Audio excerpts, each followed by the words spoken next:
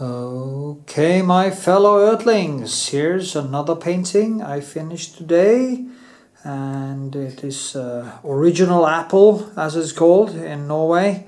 It's from my garden in Haugesund. No, Karmøy, sorry, my grandfather's old apple tree that was planted probably in 1939 or something like that. Anyway, it was a pleasure to paint this. And I'm going to show you some of the textures stuff so you can see. And let me see, take the camera off. Oh, I'm falling out here. Actually show you a little bit of close-up. Now, I do not like the digital camera. It's kind of screwing with my colors, but that is how it is. This is how it turned out. This is the apple. I actually lost it. If you see the first segment, it changed quite dramatically because I lost it on the floor, and I need to glue back the leaves, and it also cracked open, so it is started to look more like a zombie than an apple. So that was quite fun. Anyway, yeah, as usual, my studio looks like a bomb has been dropped. But I'm working my ass off right now, so yeah. Okay, hope you like this video. Give thumbs up, leave comments, check out my Patreon if you want to support my art. You can actually win a painting like this or get your hands on it for only $5 a month. So in my Patreon giveaway, so if you want to do that, do that. If you only want to support me by watching and give thumbs up, it's really appreciated. There is also chapters in description, so go check that out, and keep watching, keep giving thumbs up, and hope to see you in the next video. Yeah.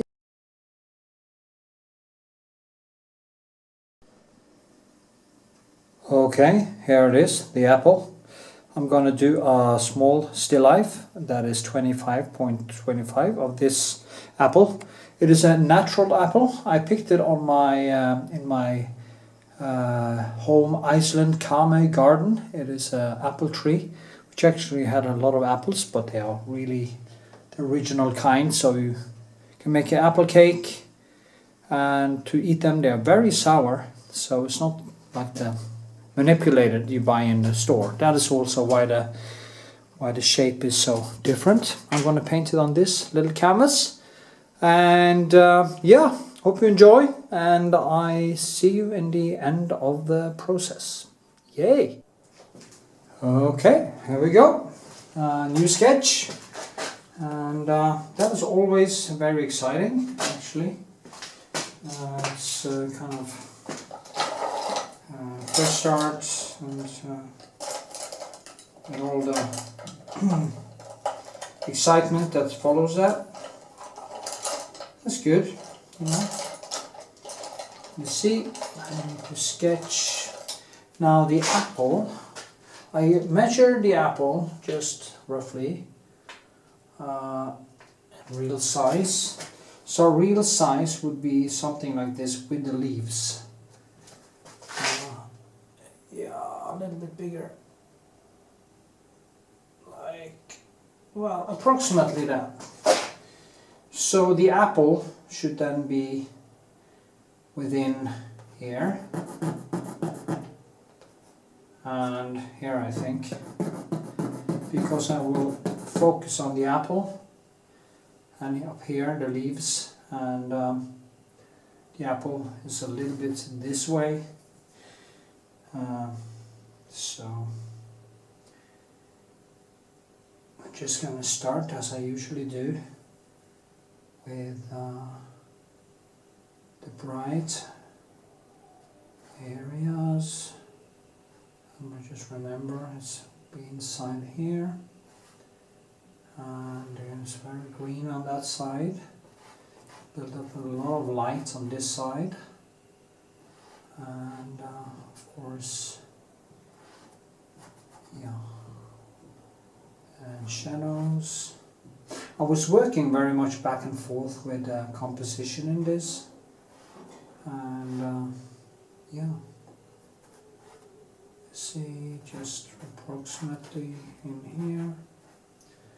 Now maybe I can see now that I should move it down a little bit so it doesn't base. I think I need to move it down here so that I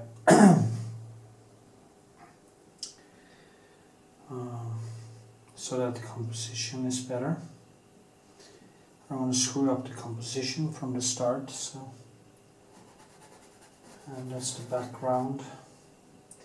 Just gonna get my glasses.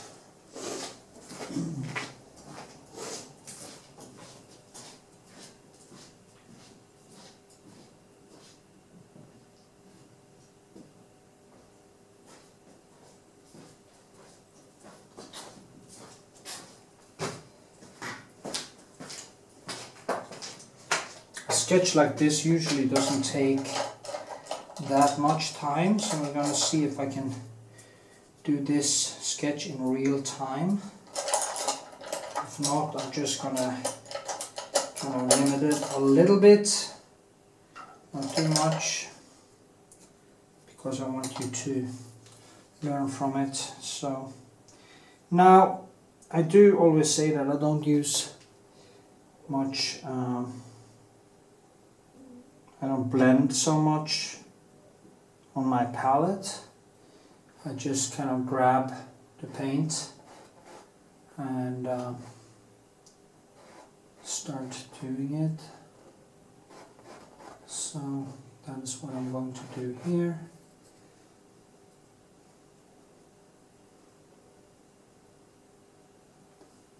There's a lot of orange in this too. These old apples, these original apples, are very sour, very different in the shape, and it's actually more natural, more chaos. It's like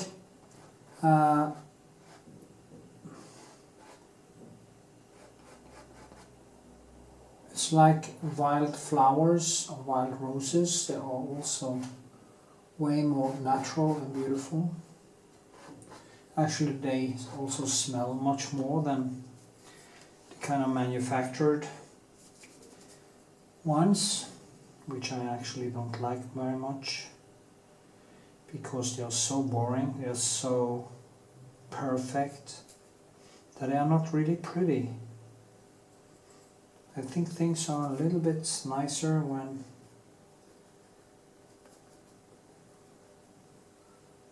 yeah.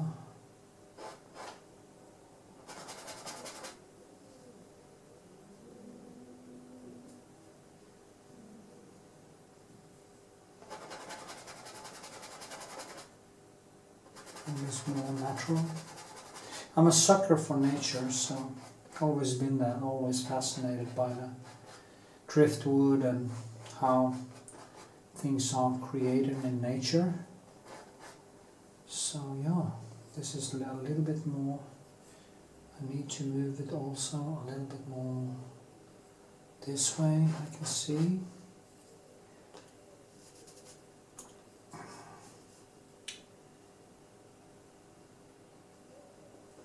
People are kind of shocked how fast I can actually sketch. But you know, when you've done it how many times, the sketching process is actually the easy part. It's not where the difficulty come in, for me anyway. And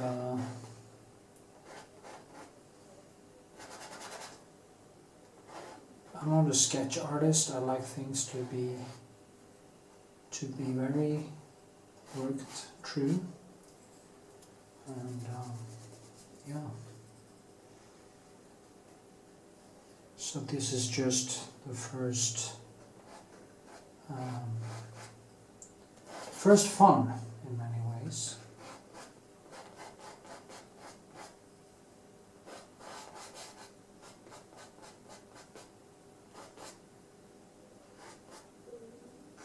I need to call my framer and order frames for these. It's always quite I should have placed this, it's totally wrong. I need to have it more this way. And because there's a stone here, and if I put this, it's just going to be totally off balance. You see, I did it a little bit too fast, and that's what happens when you go a little bit too fast. I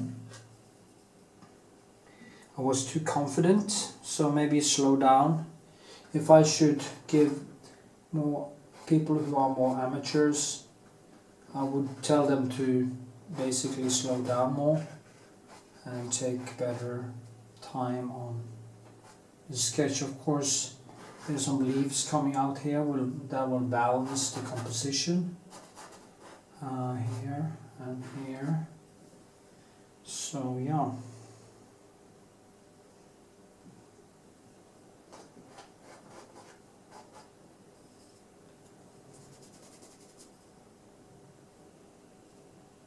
It's very important to get the composition right, because it can be really dreadful to be displeased with the composition. It's just horrible, you know. You feel that something's wrong and you can't really grasp it, and then you realize that the composition is just totally off, and you just basically have to do it all over again when you have gotten deep into the painting process, and that can be extremely annoying. So don't do that. Try to get it right the first time. Of course, I'm going down now because I like it to be in the golden snit, or that mathematical thing, and I think that is also all the way down there now. And the leaves are coming out like this. There's a leaf up here.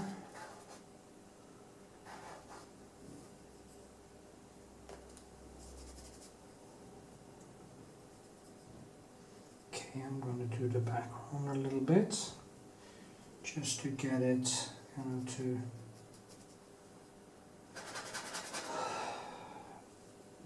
bring it together.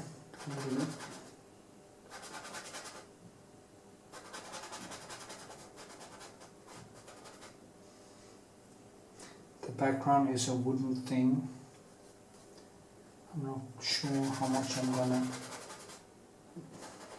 show that, but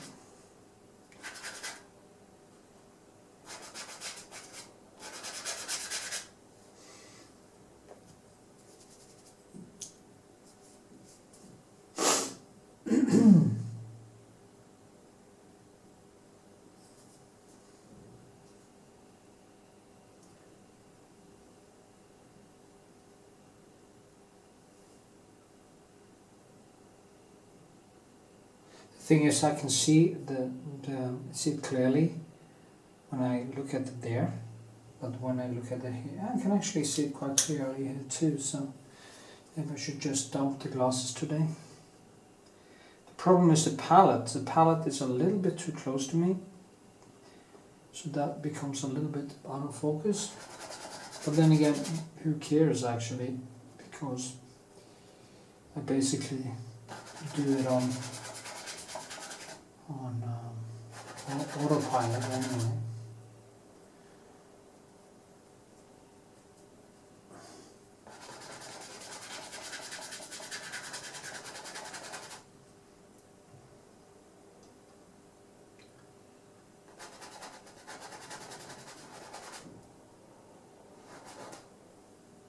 Okay. Just gonna have a rough.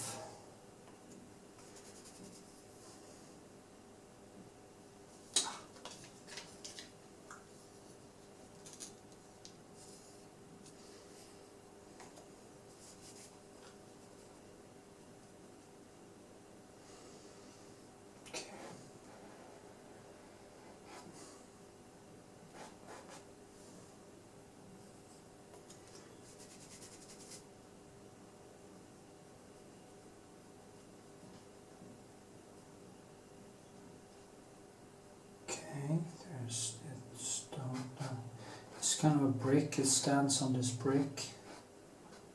It goes down like this.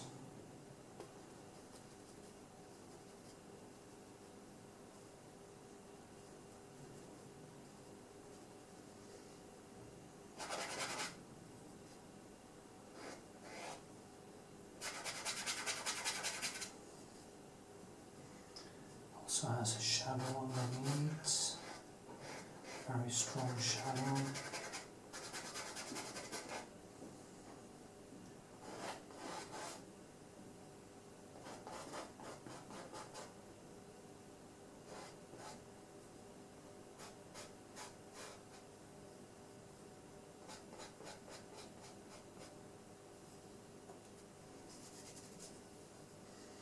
My arm hurts, and that's a problem. It's always something, you know, when you get old, it's always something, you know, there's some place it hurts, or something that kind of disturbs you. That's a little bit annoying.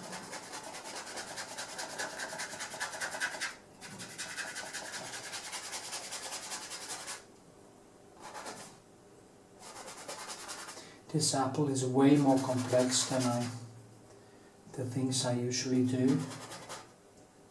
So it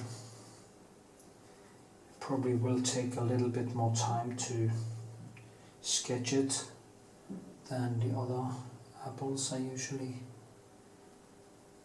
paint. Okay,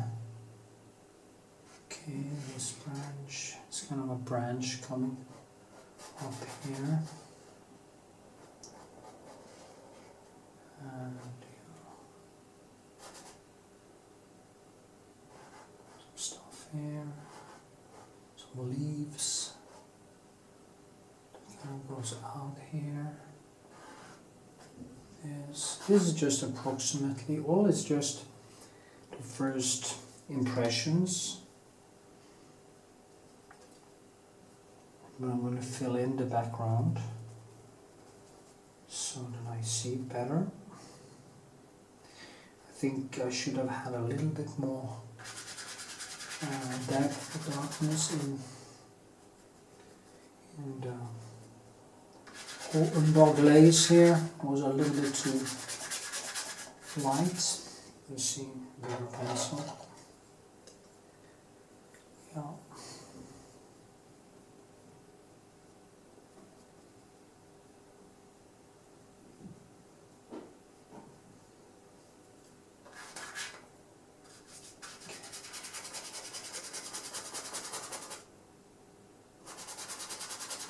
Now the leaves are darker than, or some places, than the background, so this is just to kind of get the main thing in, and then I will start molding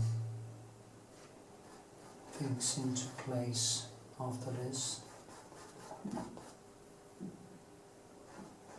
Here.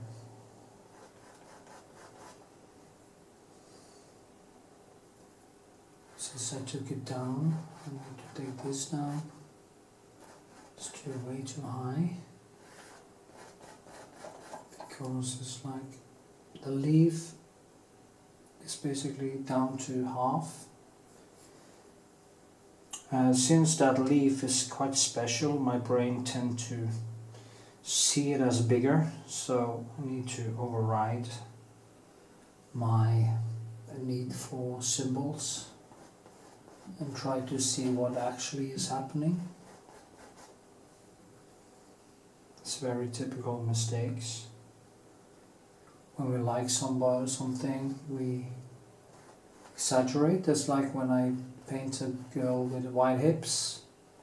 They tend to become even wider because I like big hips or wide hips on a girl. It's quite strange to see. I also paint breasts bigger, I've noticed. And maybe that is basically talking about skill, you know, if you have a skill wall, you won't be able to see it correctly. you just go for the symbols in your head, or you, shall we say,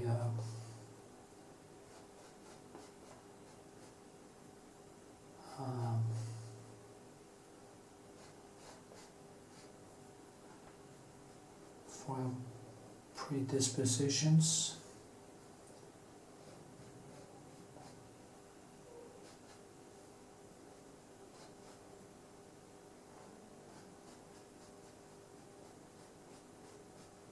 Okay.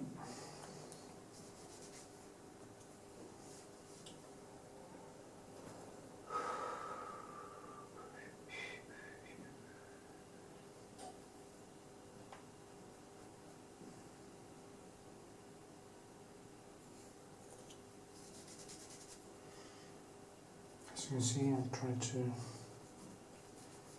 get it down to the right hue. It's very red, the background, it's very green apple, so it's going to be quite strong contrasts in this. That is also what creates that intense light. You have to put the complementary colors very strongly beside one another to get that, what I call the Rembrandt effect. Everybody thinks Rembrandt used not so many colors, but he knew his color circle before it was made. They kind of knew how to paint like nature.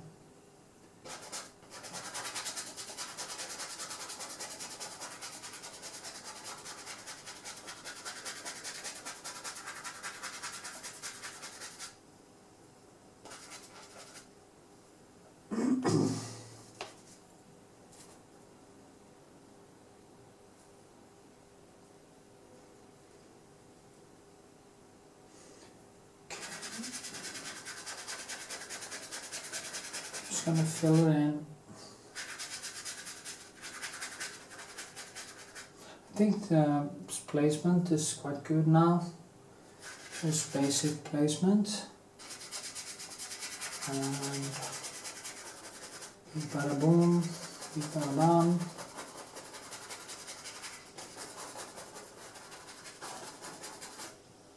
Very rough. There's the background. This one goes all the way up. Then it goes kind of down, and you have to follow all the different directions.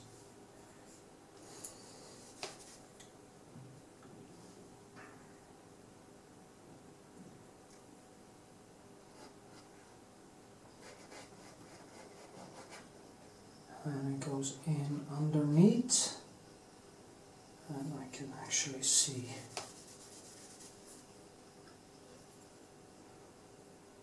what's kind of behind it a little bit too. So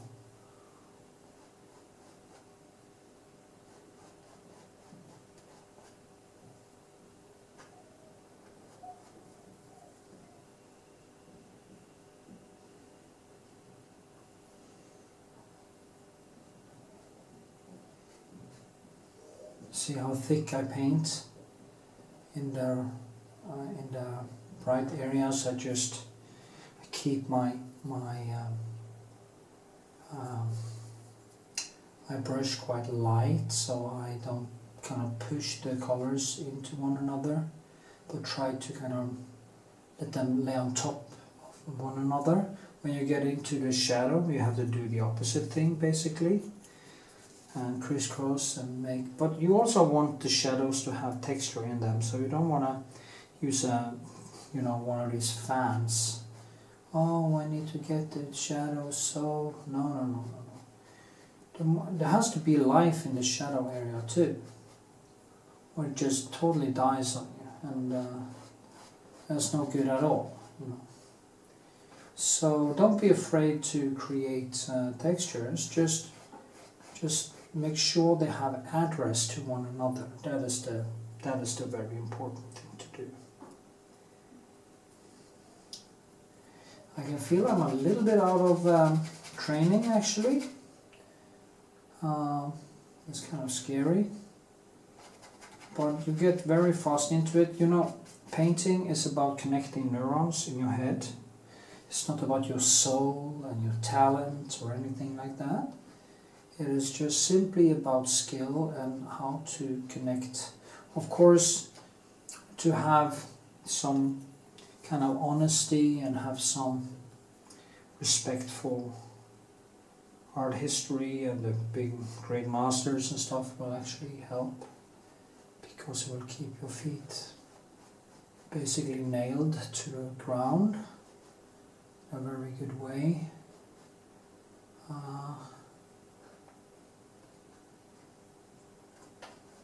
But it is about, basically it is about skill and neurons. As the neurons are connecting, you can see that in I mean, some of the best examples of this is in gymnastics, when you can see people doing the most incredible things. Now, how do you think they can do that? Is it because they had a talent? No. Or maybe they had some genetic disposition for this, and that is why some of them keep doing it and getting better. Other people, they come to a certain point and it stops. My theory about, or hypothesis or theory about that, is simply they stop for many reasons. You know, it can be upbringing, it can be many things. It's very stressful to be on that kind of level. And that's also what you see in painting. Most people, they don't go beyond a certain point.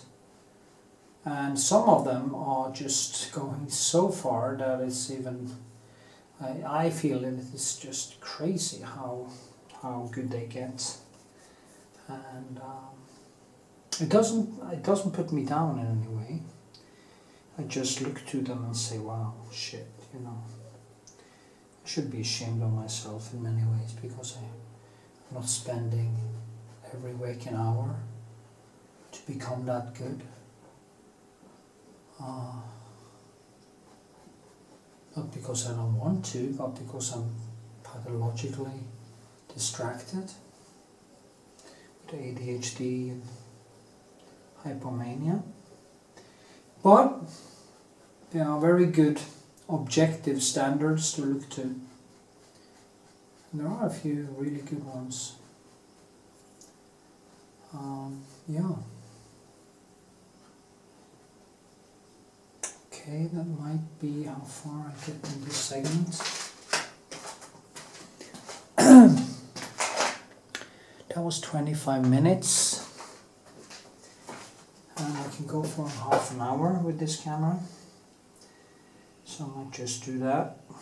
Then I will. It surprises me that it didn't take more than 25 minutes actually. But as you can see, it's a very rough sketch. It doesn't have any. So in the next segment I will go a little bit deeper and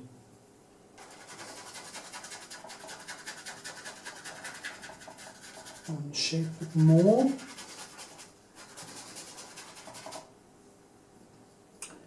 Because there are many things I can do. I think the composition was nice now. I was really struggling with the composition. I underpainting the whole stone. I was wondering about, so I went back and forth. This is a brick with some kaplak actually in it. Quite fun. A very different. It's a brick, you know, these ordinary bricks. But as you can see only part of it, so hard to see. So it's just apple and brick. Some food right before I started painting. It wasn't much actually. It was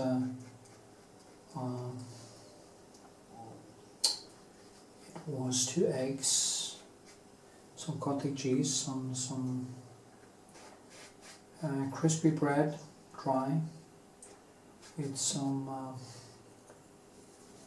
strawberries and some nuts. And bloody hell, my blood sugar just crashed, you know, because I've been fasting from yesterday. So I can actually feel that my blood sugar is out of whack. The best thing I'm gonna try to do is to go to 1 meal a day and work myself to a point where I only eat after I have been painting, because I do have some blood sugar issues from the time I was more unhealthy, and I drank more and I ate more carbs and stuff, so yeah. And carbs are very stressful for my mind, so it's very good for me to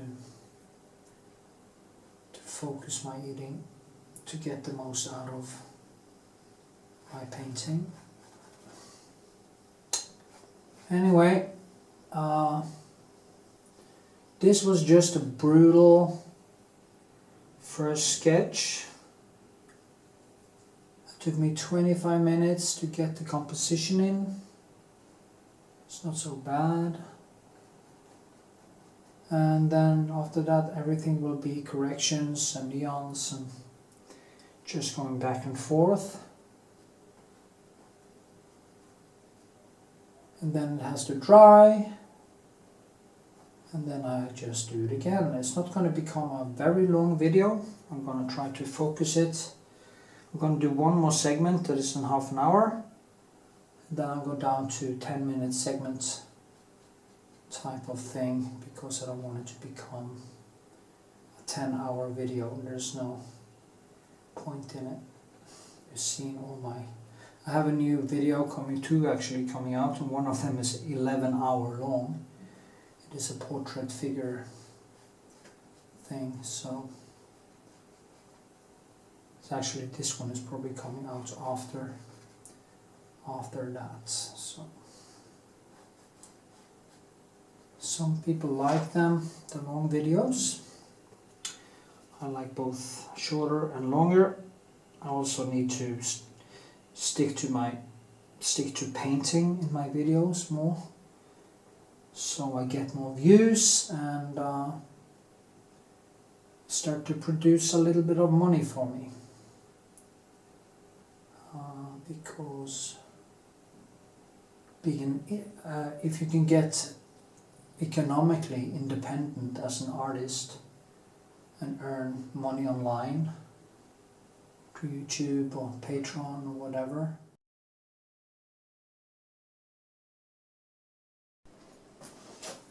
So sketching number 2, just gonna mold it a little bit more, and then I just have to dry, at least surface dry. Drying is a longer process. It can actually take a long time. They say there are parts of Rembrandt's paintings that are so thickly painted they are still to this day not totally dry. But I don't know if that's true. So it's on white.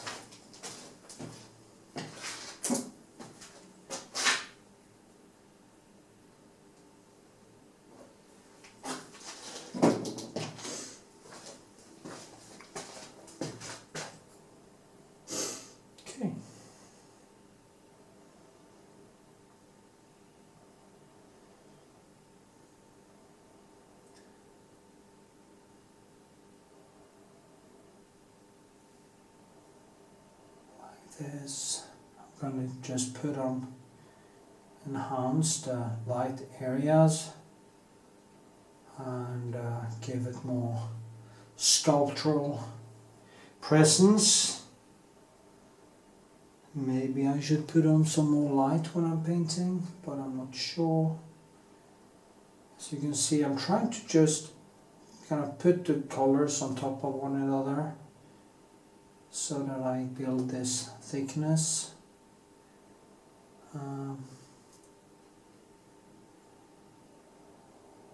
The most sculpture areas will be exactly there,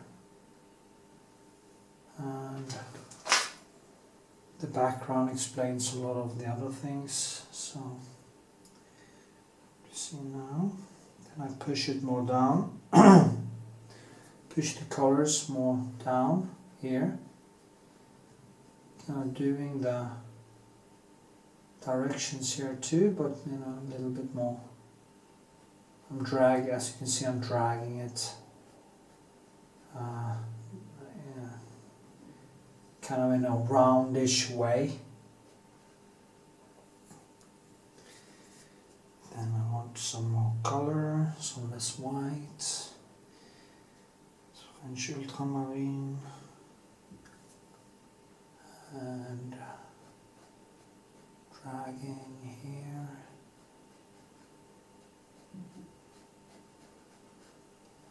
This.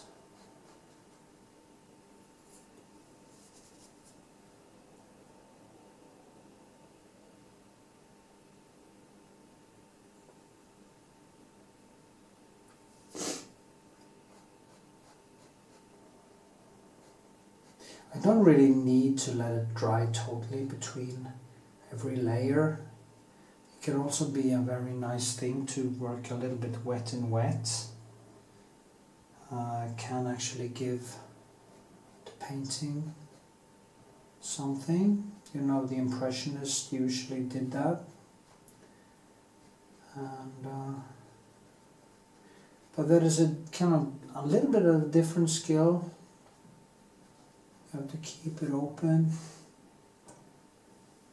and stuff, but you know. Okay, just gonna.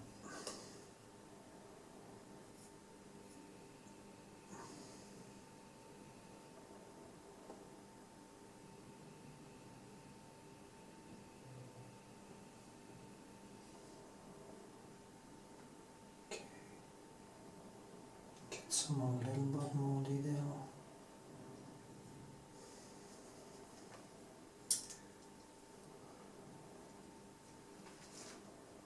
Get a little closer. I'll do that next time. See more details.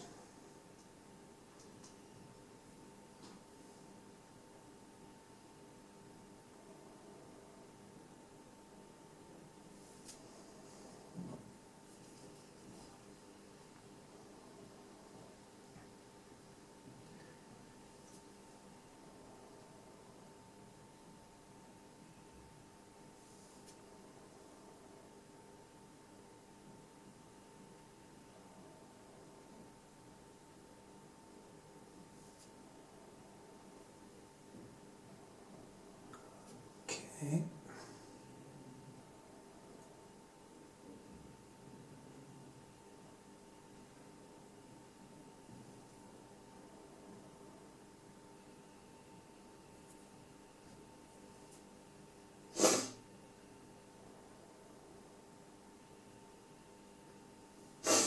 So.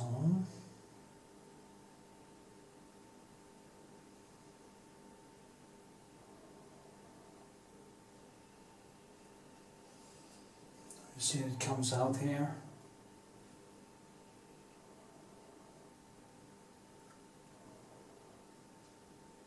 Trying to see these things compared to one another. This whole thing is going to move around and finding the right spot.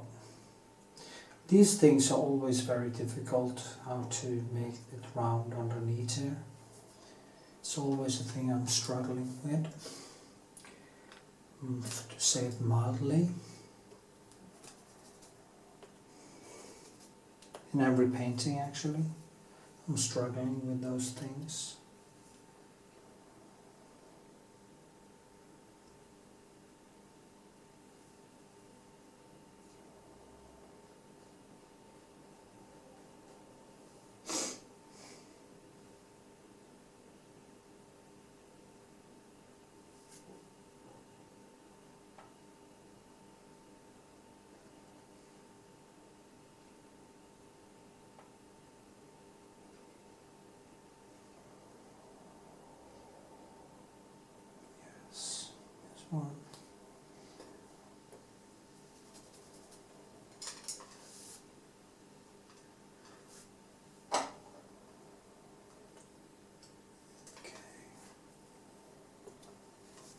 gonna mark underneath there. Get more down.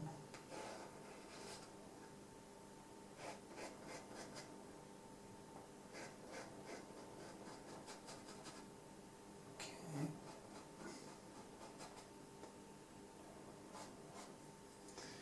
Need to put some red in there to kind of so they become a little bit different.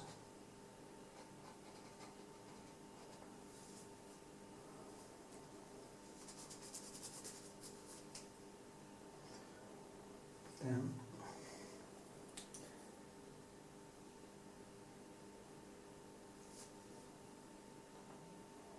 okay, here I'll put on some thicker color.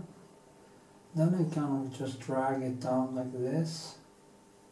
Now that leaf has now dried, so it's not alive in any sense.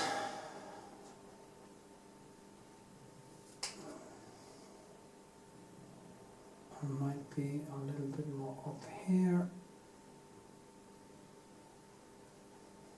like this, a tiny bit more out.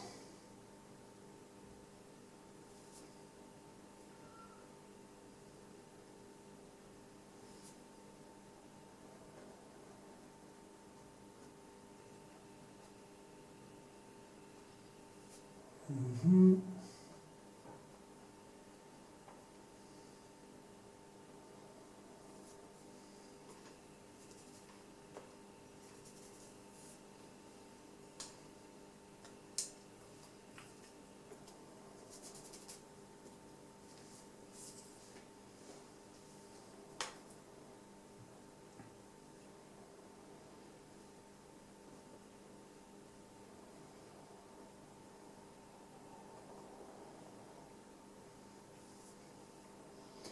Okay, now I'll shape it a little bit with the background here.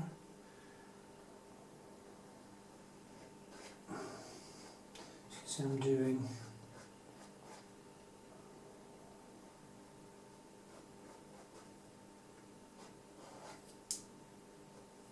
like this and like this.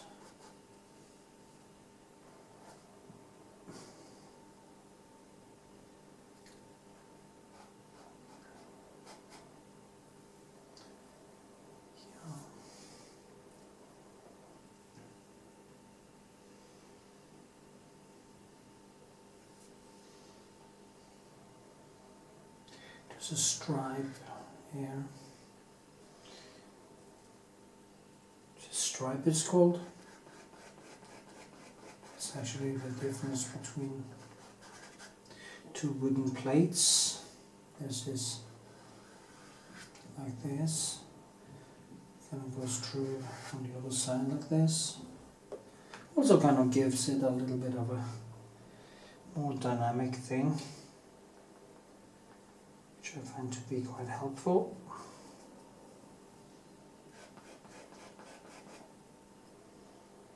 Of course, this is not that bright in reality, so I'm just gonna get it down a little bit. The thing is that I just want to try to build a little bit of the thickness of the color here, where behind here. Then we'll glaze over it later, just to make it come alive a little bit more.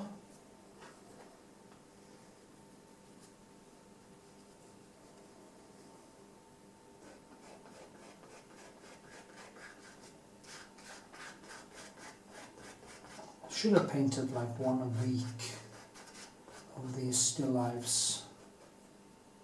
I should make goals for every month, how many paintings that in different categories. I should draw a drawing, I should have painted a bigger painting finished, I should have, so many things that I should have done.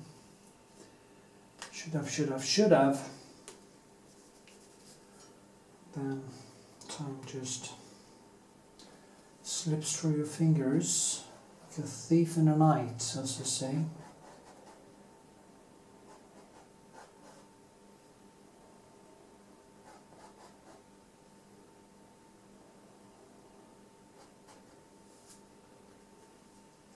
worst is I'm kind of stealing my own time. So there's nobody else doing it. I'm a very free man.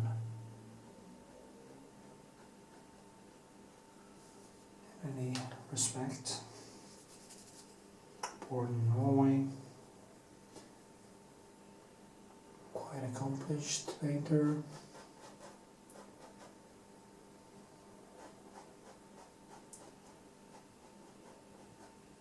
Not much to whine about.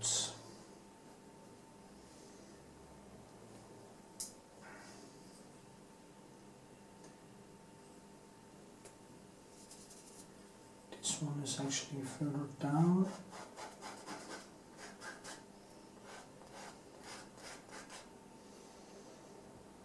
And this one is up.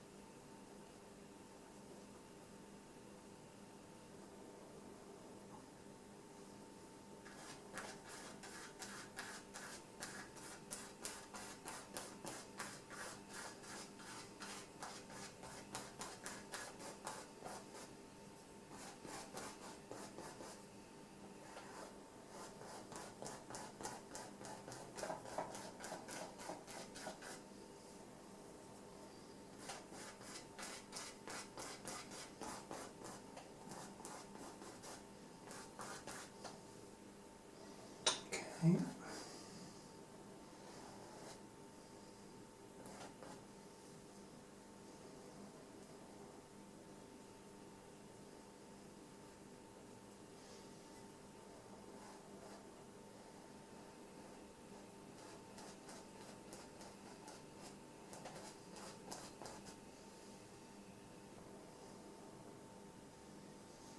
Okay.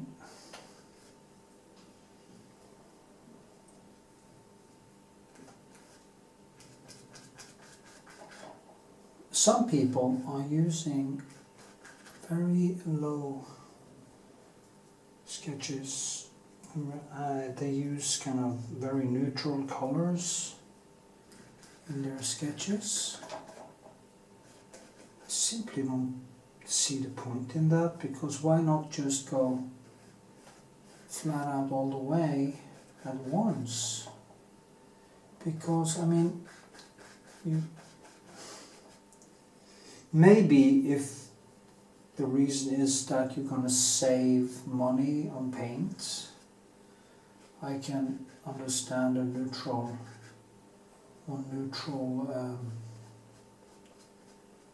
gazelle or griselle or whatever we call it. But if that is not the goal, I don't see the point. What the hell's the point?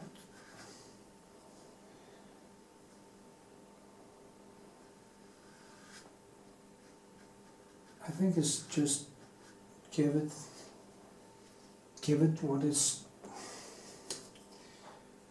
there at the same time, and just build on it. Push it down, bring it up, depends on where you want to go. Up and down, up and down.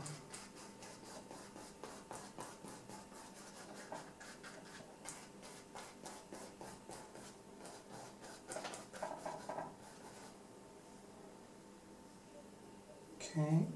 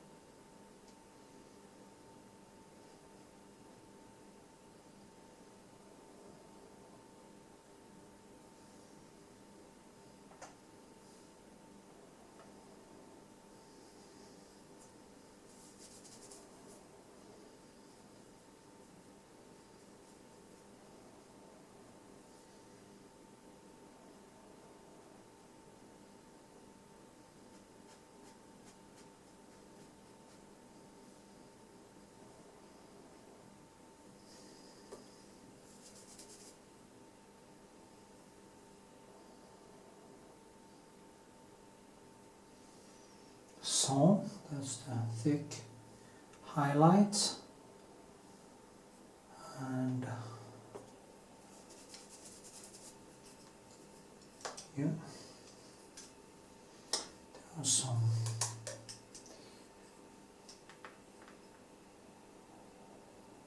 I think this is also far too out actually, but I can just leave it.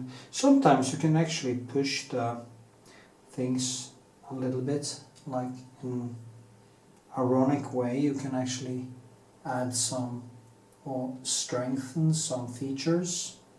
Like this one I can pull it a little bit longer out if I want to, if I need, the composition needs it to balance it out. I can push this a little bit further, make it a little bit bigger. You can do experiments like that, and usually it can actually give some kind of surreal thing to the painting. That's quite cool.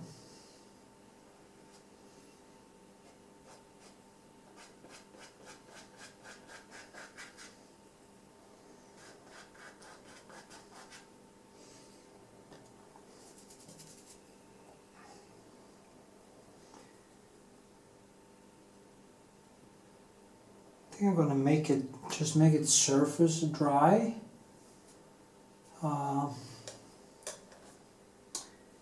Just let it dry a little bit and then just add another layer on top of that.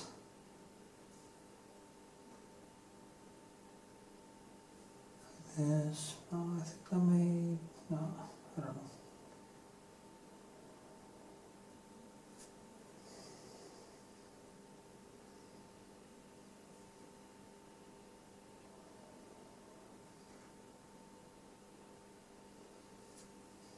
It's quite nice to do this. I enjoy it.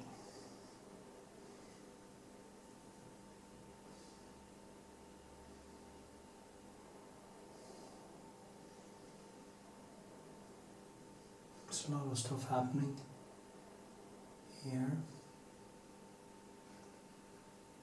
And this one is more okay.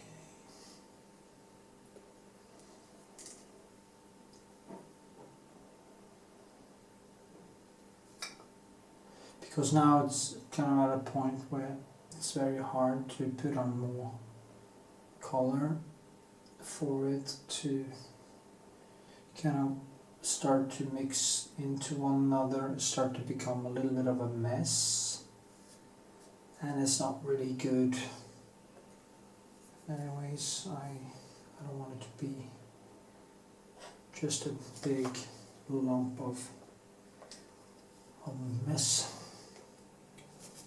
So I might just call it today and then add more colors tomorrow when it's just surface dry. It's not really dry, it's just kind of a little bit more sticky.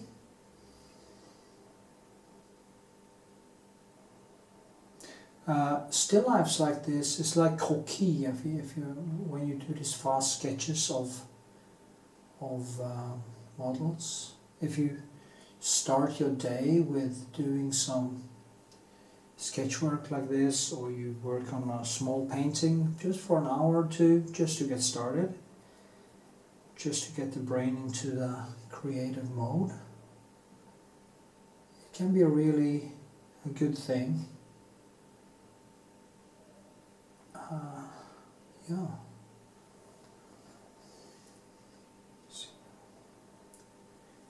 Here, down there. Now there's a lot of stuff happening underneath.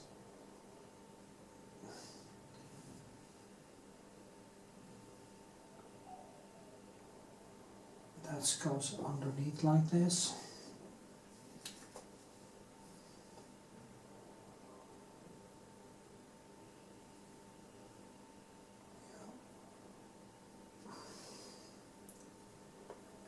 Should put on some thicker colors there, because this kind of cement type, brick type thing.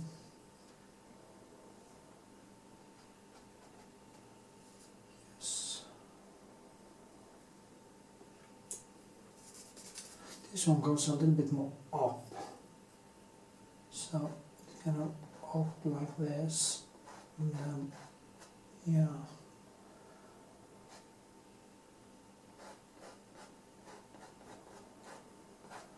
You know, those are things that I will just fix next time.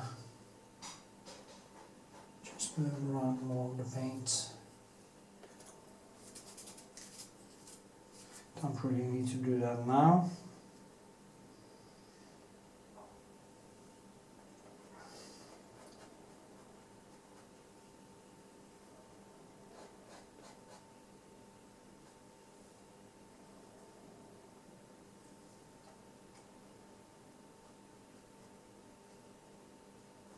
Okay, shall we call it today's rough sketch? Here, there, so, yeah, I think we can actually just leave it almost like this.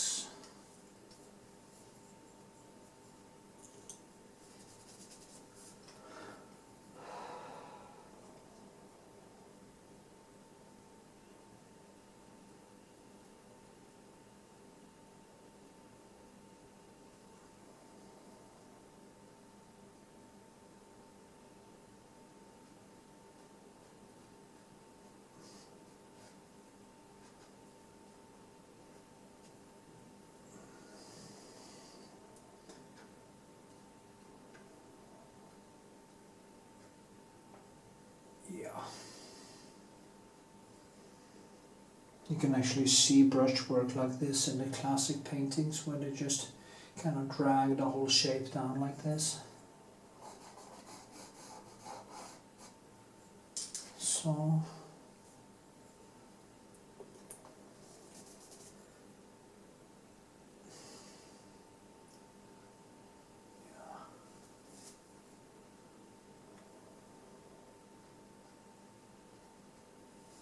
okay, see how it is from the distance. Yeah, that was 26 minutes. That was actually about 1 hour sketch. And it's kind of cool. Okay, see. Yeah, change of heart. Just gonna put in some, a little bit more yellow and white down here.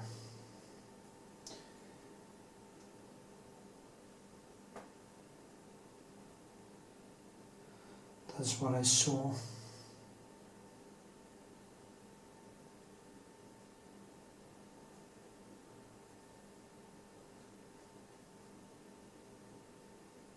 Need to keep this more down, of course, because the highest parts will be up here.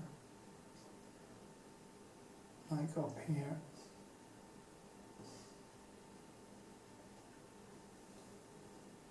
And yeah.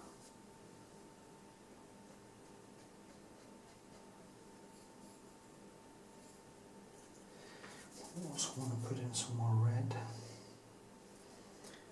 Just for fun.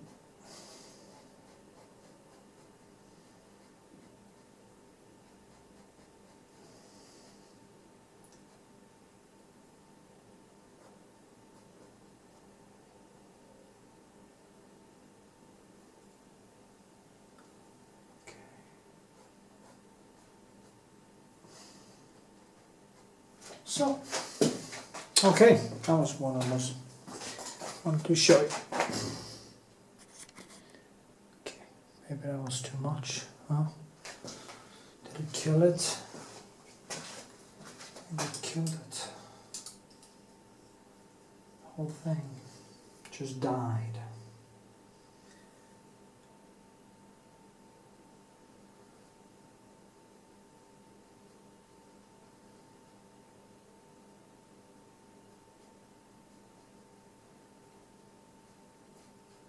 yeah, it's just too much of a...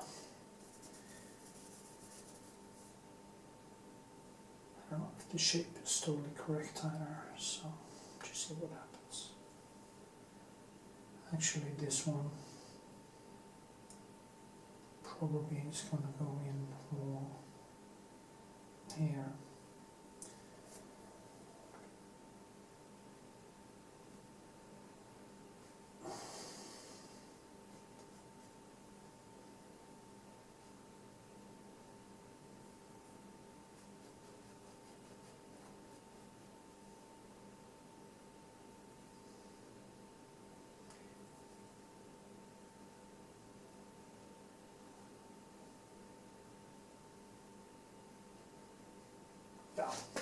Let it be. Screw it up a little bit. Just let it be. Funny sketch actually. Just...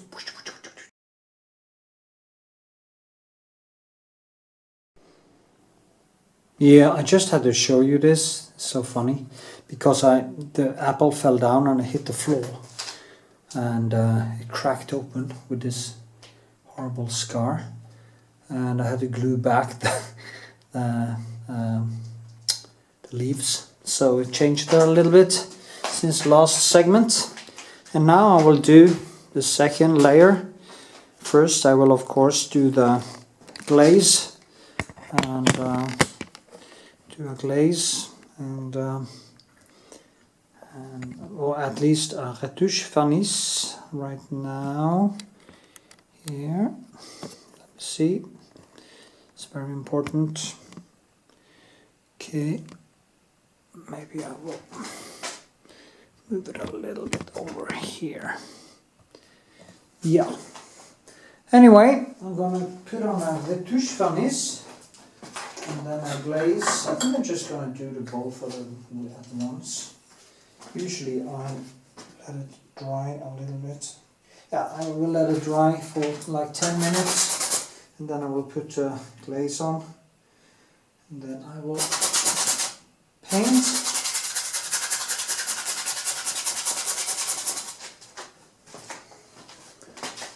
Yeah, still rolling. Rolling. I'm so positive tonight. It's almost unbelievable. There was a time when I was in a lot of pain. Painting was painful, but I can actually feel I'm getting back that nice feeling, that serene, beautiful, happy, go-lucky feeling that I get when I do my work. It's good. So this has to dry for a little while, and then just a few minutes. It kind of sucks into the paint quite fast, so. And then I will start, put on the glaze, and then I will do one layer. Yeah, paint on it for a while. Okay, here we are. I'm not gonna work so long on this today. I'm just gonna give it a not too harsh glaze. I usually use my French ultramarine blau and my Krablak or Alsarin as I call it. Maybe I should try Krablak if there is any difference between it, so I can actually say Krablak because it kind of feels like Krablak. Anyway, so here it is. I'll scrape down a little bit to see how the different textures are just popping out now. The reason why I do this is to get some, so I can see the nuances. I also then add in some oil to the canvas, so I have a good start when I start painting. I think I need to find a better pencil, maybe smaller one. I'll use this and this, maybe, or maybe the round pencil. It's a nice one. It's a dirty one. Another one. I'm going to start with dirty pencils. I need to clean up, throw away. I have so many pencils now, I don't really feel I've lost a little bit of control. And when you lose control, you just have to clean up. Clean your house. Yeah, I think you can. Okay, I will just start. No, it's too big, you know. Too big. Way too big. Need a smaller one.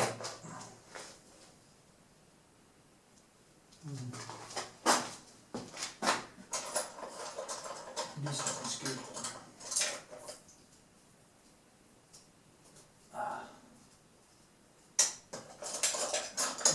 I should have done this before I started filming. So typical me. I think this one is good. This one is good. Now I'm just going to build some light here. So what happens now, the brilliant thing with using the glaze is that I don't really need the glasses today for some reason. Or do I? Maybe. Yeah. So it's funny because when you get long-sighted, I see everything clear there. So here it becomes a little bit blurry. So I need to do like this and like this. So anyway, so boom, boom chaka boom. I start here with that light because there's a very bright. So just put on some thick color there. Also, as I said in the beginning, this apple fell to the ground and the leaves fell off and everything, and I actually think I glued this one back on the wrong way. So I turned it the wrong way, so I just have to resketch it. Shit happens. It's not always easy to see because the other side, you know, this side was more in the darker tones. But anyway, it's okay. It's no, and there's a scar here that I need to paint in. So this is gonna be a interesting apple, I guess. A little bit more interesting than other apples. So yeah.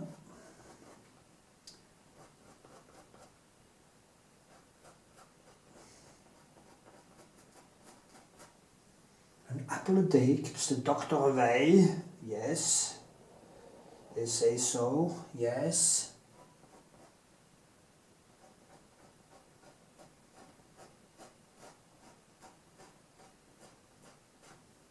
So.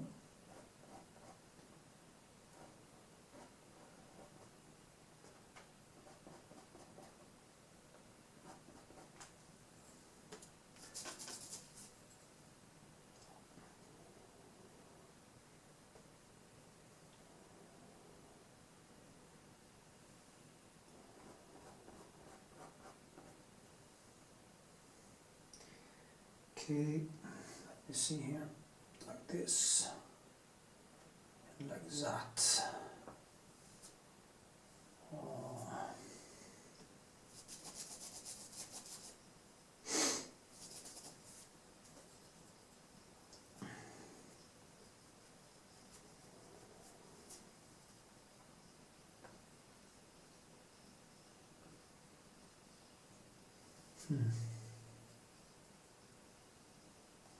It's always difficult to find the right shape, and of course this has now a little bit more color in it because when I hit the ground on that, you just cracked it open and it kind of starts to deteriorate much faster, and I have to deal with that. It's a little bit different now. Painting that crack, the kraken. I had to glue this one onto, so it was kind of, you know, when that happens. I was actually setting something else on the wall, and I just bumped into the place where it is, and I fell to the ground, and I just said, no, that was exactly what I didn't want to happen, because I kind of keep it on edge on that stone there to basically get a feeling of it balancing. I like that. That's quite interesting, I think. So this was kind of a bow. That's how it is.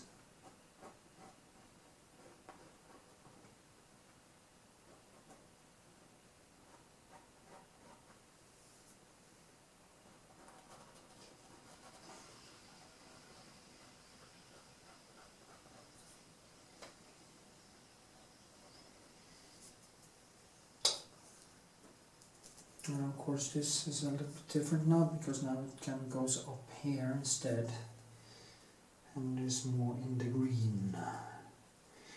green zone, a little bit more bright up here actually, like this.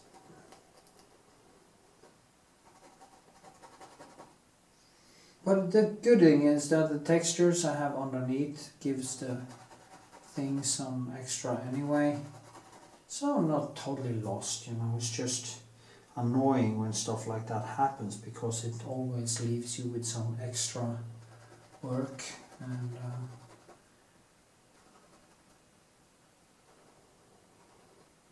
but then again, it's fine.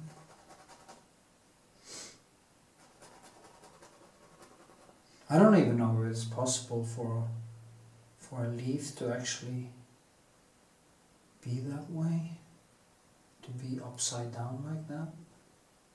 Is it? I don't know.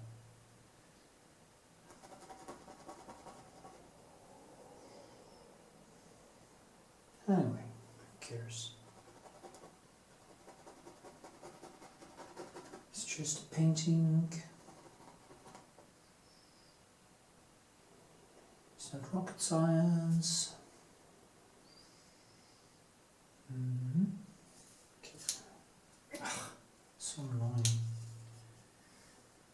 So.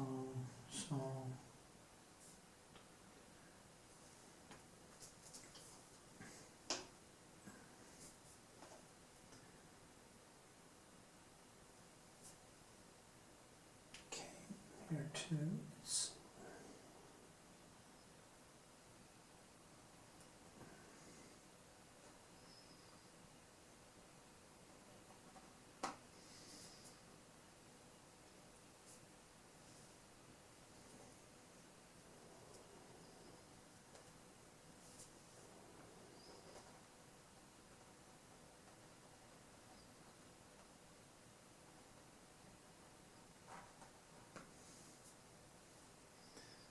so.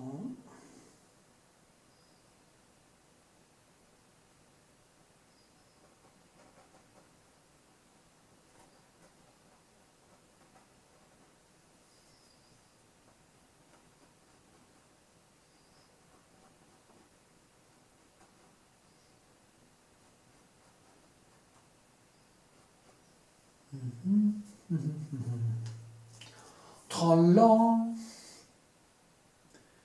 Okay.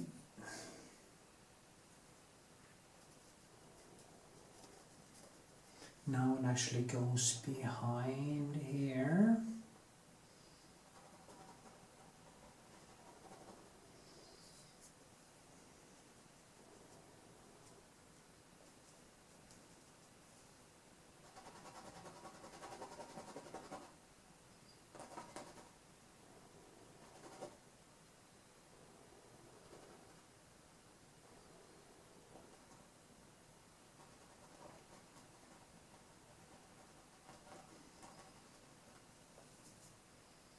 I think it's going to be a little smaller. I have to use the background to do that, so.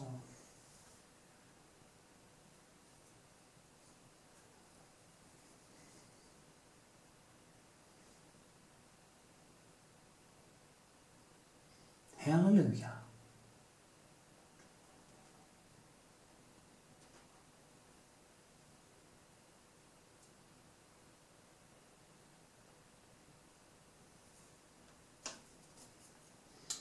remember I painted one of these before as a Patreon giveaway, and I spent so much time on it. It was just amazing. I just couldn't, but it was a bigger painting, like 40.40, so it was a bigger one, and the placement of the apple drove me basically insane. I just couldn't get it right. It was just so annoying.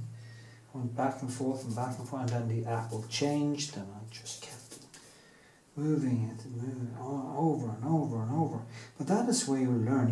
You get so frustrated with it. These, it kind of, as you say, it's not an important artwork in that manner, but it becomes so important to me. You know, it's almost like a life and death thing. Because when I do mistakes and I don't get it right, it's really, to me, it basically feels like death. I don't know, of course, I don't know how death actually feels. And I guess nobody actually know how death feels, because nobody actually came back and talked about it. Not even Jesus. Not even Jesus talked about how it was being dead. And that's strange. But then again, he should know, because he was actually God. So, I mean, hey. Why should he talk about being dead? He'd been dead for eternity before becoming Jesus as his own son. So absurd beliefs. How can grown people believe in that shit? You know? Wake the fuck up. Flying horses. Odin and Thor. It's no difference. Wake up. Smell reality. It's not about your emotions. Okay, sorry. So it pisses me off, you know. The Muslims believe that Muhammad flew from Medina to the Temple Mount on a bewinged horse. Or something like that. I think that a bewinged donkey-looking horse. And he married Aisha and had sex with her from she was 9. Yeah, great. That's good morals. Super.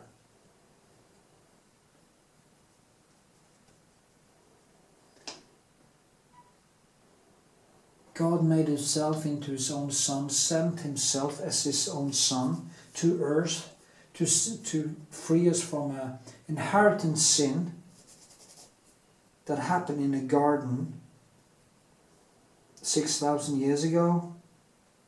That was actually about the tasting of fruit, or the fruit of freedom, the fruit of existence, the fruit of introspection.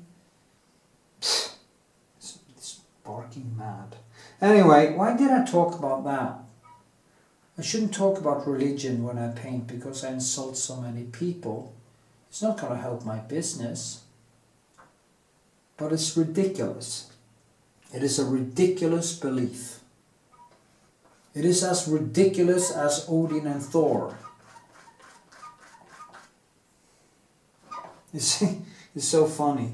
They say Scientology is a cult. Oh, it's a cult. It's so dangerous. It's a cult. How many people have actually Scientology killed compared to Islam and Christianity? How many? Tell me. How many died? Self-help thing on religion. It's not more or less rational. It isn't. Sorry. It's not more rational than Odin and Thor. Or Zeus, or Baal, or Capri, or the sun god something. I don't remember the name right now. It's ridiculous. Grow up. Let's come together and create a great world. Let's explore space forever. Let's do something beautiful. Let's stop hammering and killing. You know, most wars in the world hasn't been about land and about all that shit. It's been about different gods and ideas. That is what have been killing one another for insane ideas about reality. You know, the motivation of the Vikings was of course gold, fame, but also a glorious death.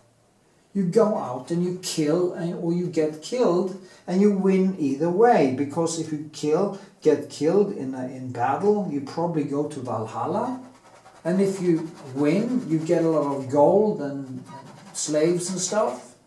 It's crazy. It's nuts.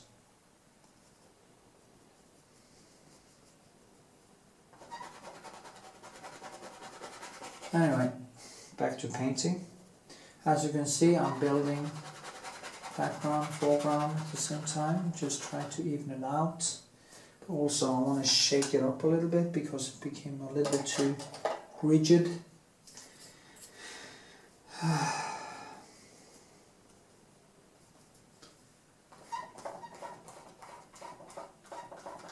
Never find meaning in ideology, never find meaning in other than introspection and creative work. Ideas and stuff, they are just commentary.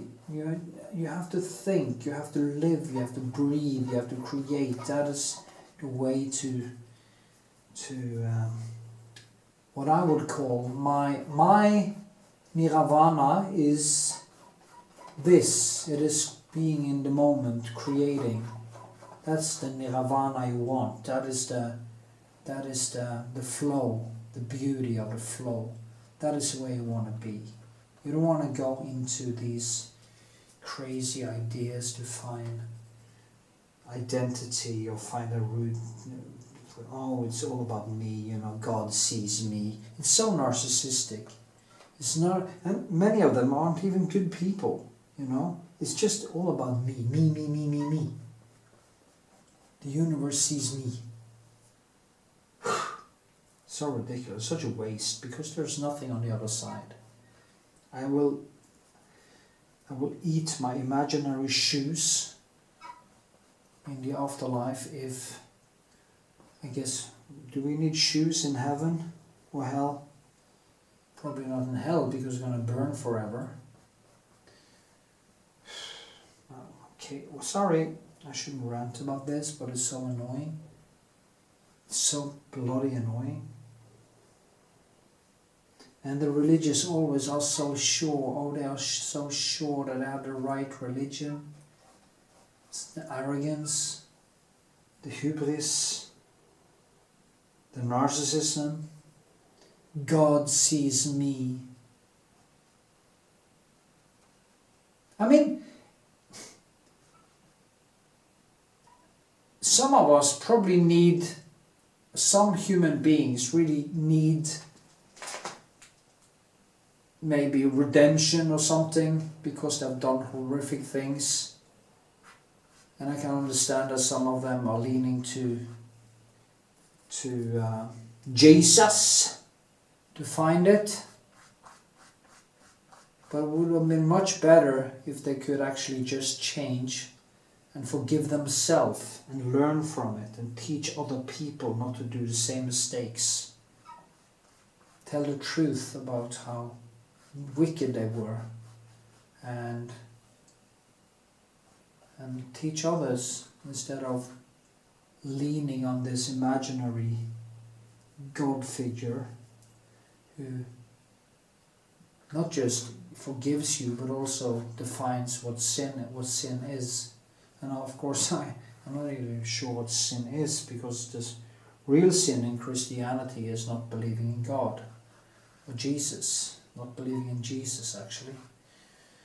And I guess it's the same for Islam. So that is the main sin. It's not destroying lives, abusing children or whatever. It's not what it is about. It is about not believing. So yeah. Anyway, I don't know. I have no idea why I started. Maybe it's because maybe it's the apple that triggered it. Yeah, it's probably the apple. It's the apple that triggers this, because sometimes ideas and stuff just pops into my head. things just pops in there.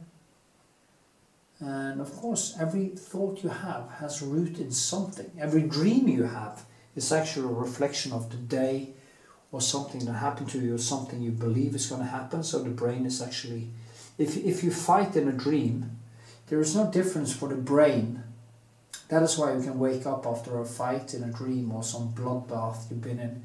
I've been in many bloodbaths in my dreams. I've been in some in real life too, but you know, there were fights and stuff that was very dangerous. But the point is that I have dreamt many times about being in war zones and stuff like that. For the brain, there's not really any difference between dreaming or reality. It's just maybe it's that I have some warrior genes or something like that. So because I've always been like that. I've always been dreaming very vividly, violent dreams. Not that I'm violent, but I'm protecting myself from violence, or inflicting violence because in self-defense, or saving other people, or something like that. No, I've never been the psychopath. Okay, I've never been a psychopath in my dreams. I've watched psychopaths do things in my dreams, but because I've studied so much evil, so I have seen and heard so much evil, so I guess I have a vocabulary to basically put into my dreams. And it can be quite hefty. Once I actually dreamt I was standing beside, looking at a mass shooting of Jews, and I was the guy who was doing the shooting, and the conflict I had in me, and I was the guy who looked at it from the side, like a ghost in a way. They couldn't see me, and I was also the victim at the same time. And it's one of the most vivid dreams I ever had. And I woke up, and it felt real for a while, almost like it had happened. And of course it happened to some people. And I think it was around the time when I painted the Holocaust survivor, the Holocaust survivor, somewere in 2014. I've always been interested in the Holocaust and all the horrible things human beings can do to one another. So, because it tells the true story about human nature and humanity. It is, Okay, that was a rant again. Sorry, that probably lost me most of my audience. But that was just a rant. Just a crazy rant, yeah. Forgive me. What time is it? 25 minutes with Knut Andre Vikshåland talking about these things. Okay.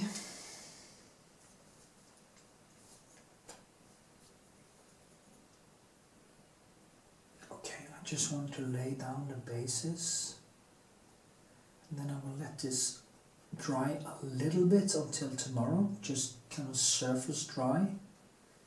And then I will continue working on it.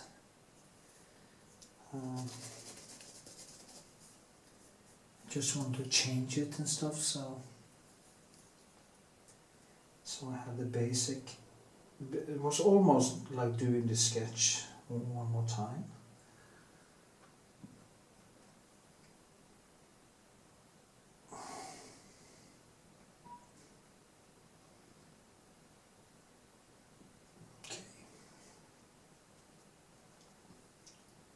Because I have to paint on a different painting right now after this. So I have to clean this palette, get a new palette, because I'm gonna start by painting a very small face. And I have this painting I need to do today. I'll do the basic on. So yeah.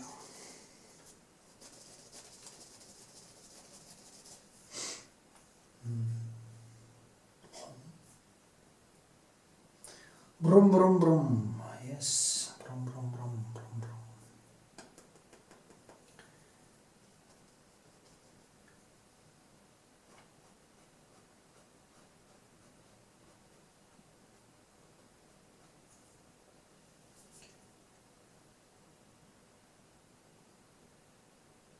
Kirill. Sorry about this religion thing, but it just hit me. And sometimes it's actually pissing me off because it is so obvious. It should be obvious to any grown person that these things just can't be true. And we are slaughtering each other because of these things in the world. You know, the Muslims and the Christians and the Hindus and everybody. It's just so much tribalism because of these fucking religions. Sorry.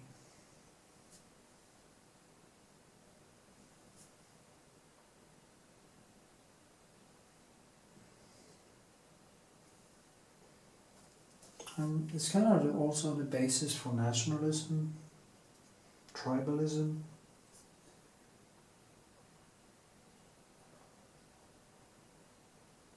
See here, I just tweak it.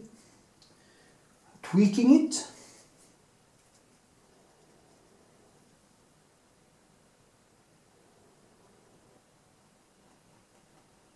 This is the one. I also have an onion I'm doing. And a kunsh.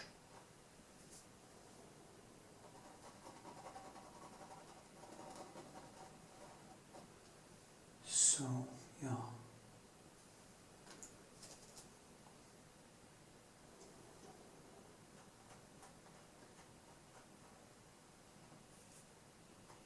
So.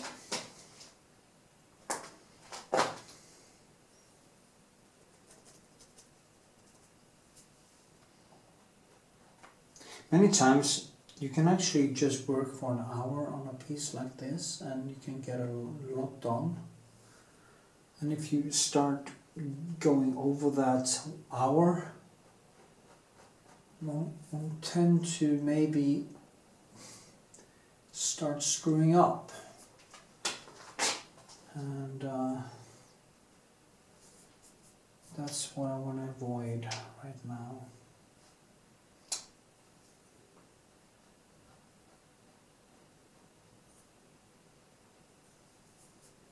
Yeah, I will stop now and do more tomorrow.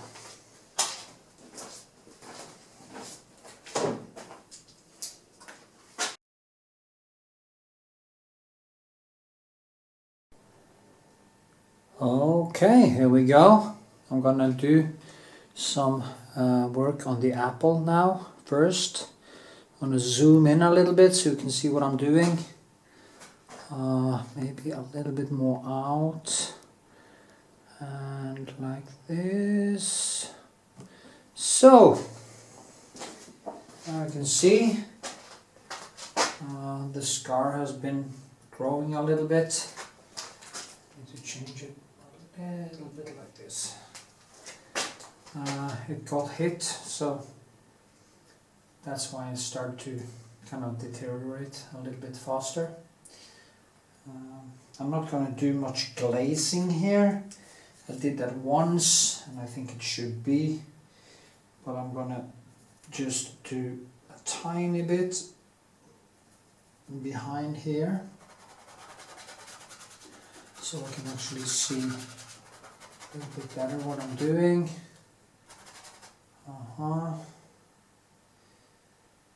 So usually I use the blue color for the glaze, but it's just to kind of shake it up a little bit to give it a good beginning. So here we are.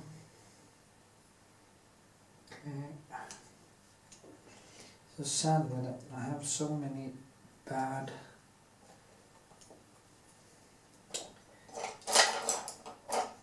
brushes. This one, there's a good one. So I will start here. Now I put on a very thick layer with color here. So I haven't dried yet actually because it was too thick. I'm going to tone it down a little bit. And I'm also going to work around it. And there's a lot of Prussian blue in this. So, see, some Prussian here, up here. I'm just going to keep this apple a little bit cleaner. Don't have that many times to actually work on it, so I need to make every time I work on it count.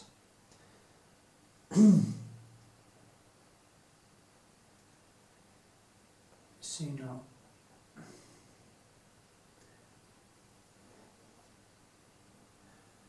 And so there's a lot of reddish here coming now, and there's this, when it got kind of punched a little bit, it actually started the process of dissolving. The apple started to fall apart and like start to rot, so it has some spots on it now and stuff, so it kind of makes it a little bit more vivid and interesting.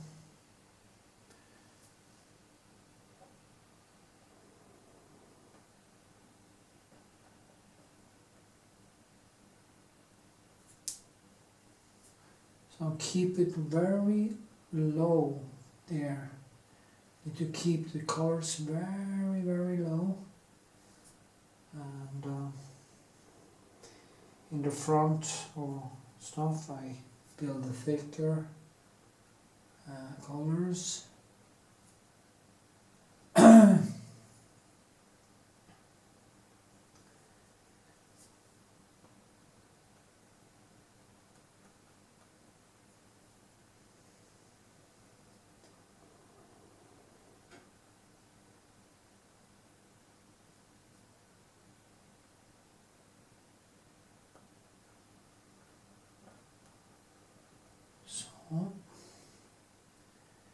There it's very bright.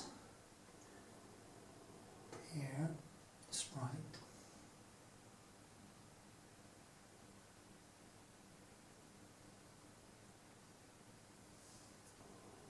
Then it goes over a little bit. It's bright.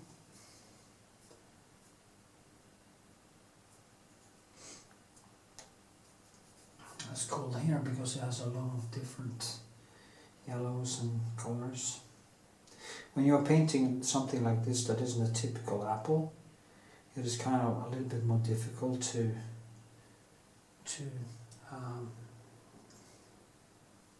convince. Then it gets more character, if you know what I mean. So you have to paint more. Well, I do that anyway. I'm not cheating or anything. I always try to reach the apple I'm actually painting. But this is kind of an apple. It breaks down the apple cliche because we do have a symbol for apple in our head, and this one doesn't look like the symbol. It doesn't look like symbolic, the picture of apple we have in our heads, which is very stereotype. And you know, the brain are always trying to simplify things, put things into boxes, so it makes the world around us understandable, and therefore we have a symbol for basically everything in our heads. Faces, apples, dogs, animals, trees, clouds, and you can actually see how people who are more amateurs are struggling with these cliches or these symbols. They paint a cloud and it kind of it's a symbolic cloud, it's the cliche cloud. It isn't the cloud they saw. It is the cliche or the symbol they're painting. And you see the same thing with portraits and everything else. They are painting symbols for noses and symbols. I did it myself. So sometimes it's actually very good to then do some. If you do a portrait, you do a portrait of somebody who kind of have a little bit different character or stuff like that, and you kind of have to break down some stereotypes.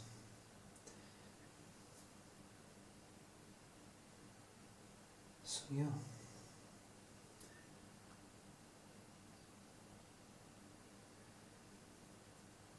There's some lights coming in from the side. Funny to see because it is a scar. It kind of looks like a infected wound. And in a way it is, because you know when it cracks open like that, bacteria comes in. Basically the same thing happens in the apple that happens in the human skin or human body. That is why apples or fruit have antioxidants, mainly in the skin. So if you eat an apple, remember to eat the skin. Actually, if you're going to eat an apple, it would be even better to actually not eat the whole apple. You just cut off the skin and you eat the skin, because that's where all the nutrition is, all the antioxidants is. The rest of the apple is basically just fructose or glucose. So people are doing the wrong thing. The same with potatoes. Potatoes has a lot of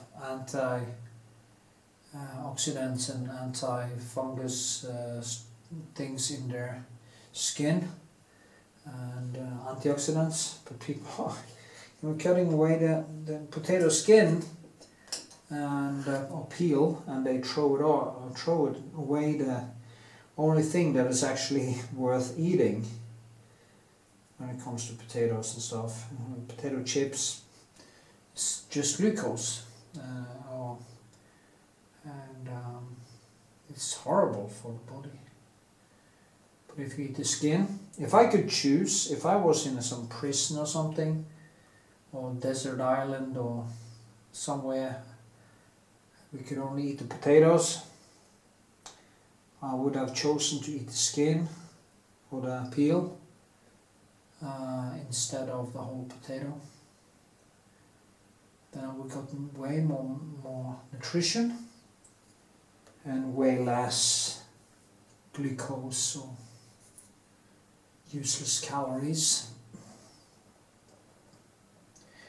Of course, if you are starving, you could actually also get some glucose, but because it will actually stop you from burning fat. So, but anyway,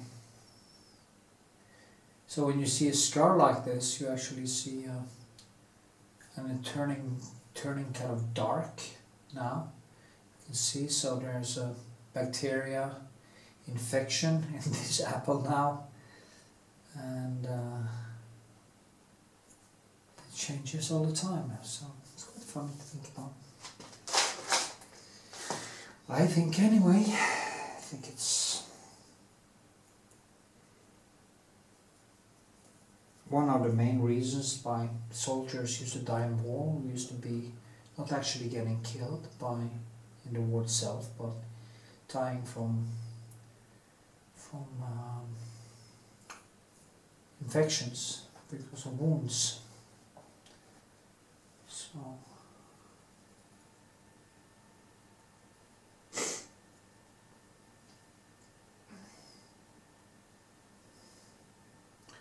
see now.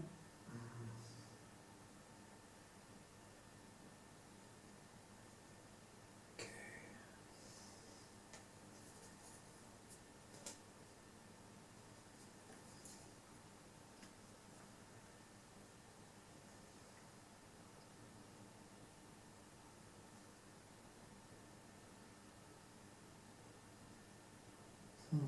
there's also here.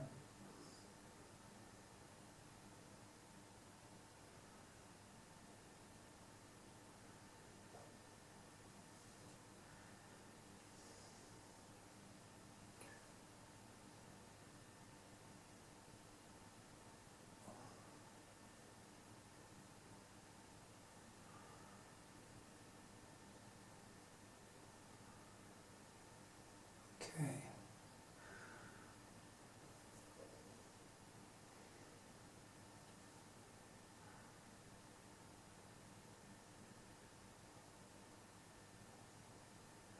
Leaves are quite important too, you know, to give it some oomph. Some oomph. It's from my garden in my home Iceland, Kami, and it was my grandfather, that planted this tree many years ago. Probably back to the 1939 or something, when they actually built a house. So this apple tree is a very old apple tree. And I do think they actually, you call it, when you are going to create the artificial apples that they are producing for the market, they actually have to they have to kind of mix genes by kind of inserting different trees into one another. I think they did that in the beginning, but as the years has passed, it's actually just kind of turned back to its original form, and now it just yields this sour apples that are really good in apple cake, my mother's apple cake, because when you fry these apples or you kind of heat them up, they turn from being very sour to become more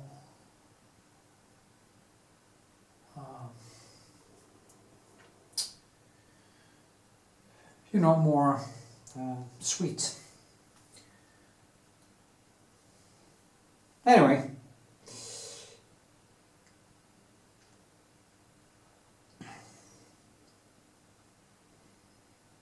okay, there's a lot of stuff happening. So, yeah.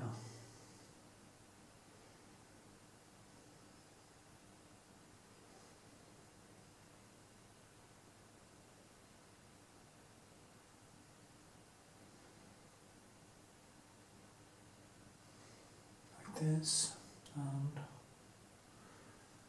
that's a kind of a leaf here too, so we're just going to give it a little bit more texture here, and you see the color underneath there, kind of explaining some of the shape.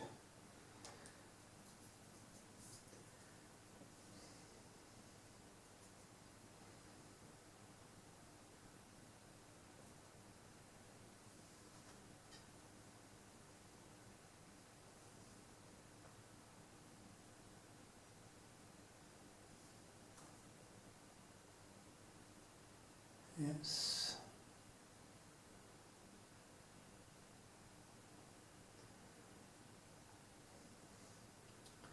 The first sketch, of course, changed a bit because I lost it on the floor.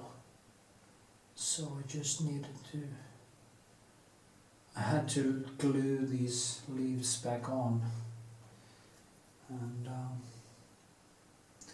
kind of changed it a little bit, so that's why I have to do some adjustments in the sketch.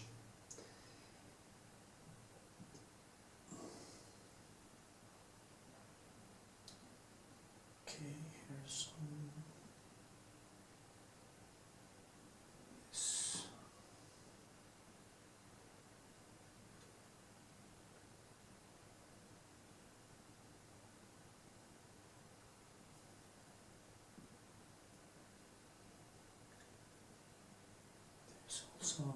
light here, which goes up a little bit here, and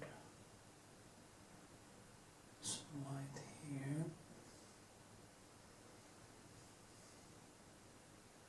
This is not easy because it's the colors in the background and the foreground actually looks like each other a little bit, so it's you do kind of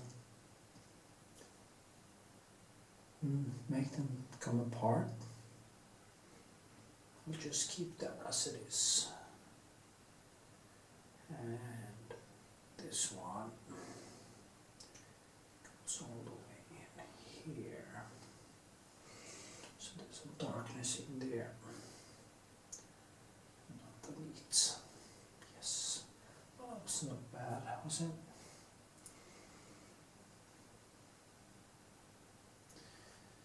And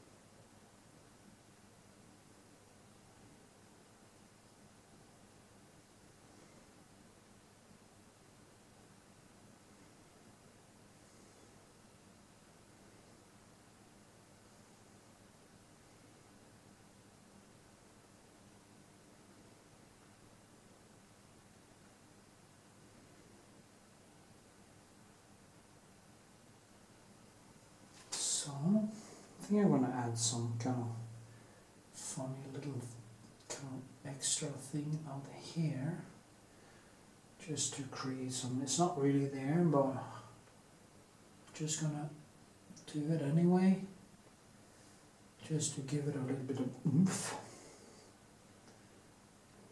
You can do that. I sometimes actually do that. I add something that aren't really there, but it kind of gives the painting a little bit more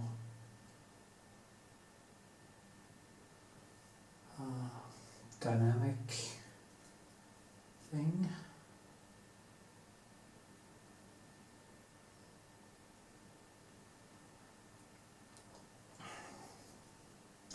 There are lights underneath here, and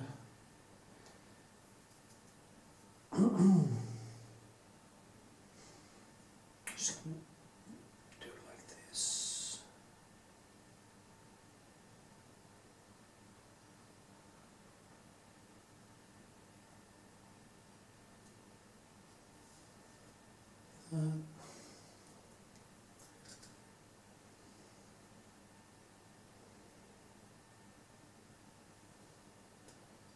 Light here.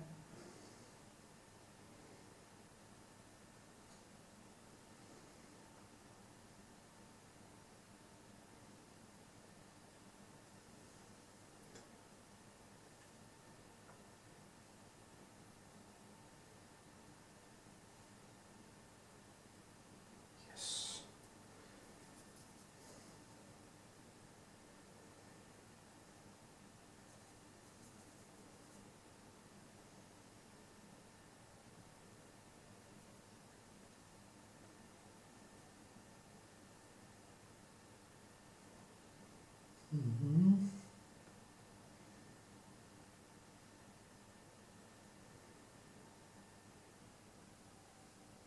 Okay, see now.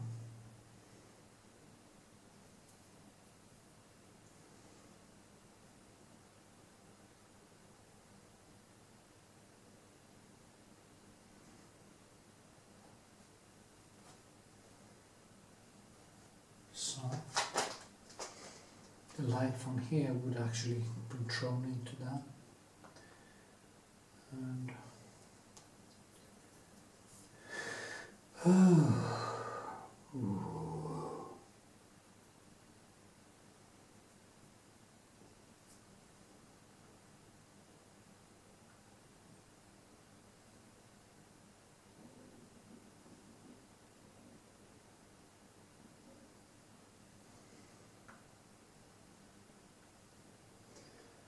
see now.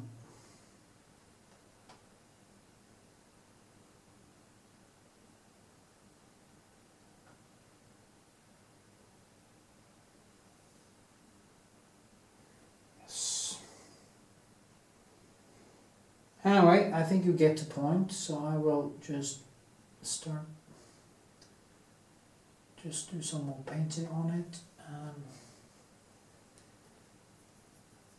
I keep hanging on for a while.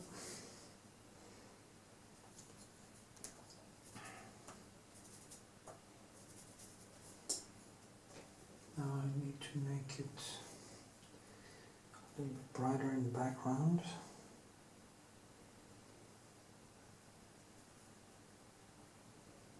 Let's see, I don't know what color it is.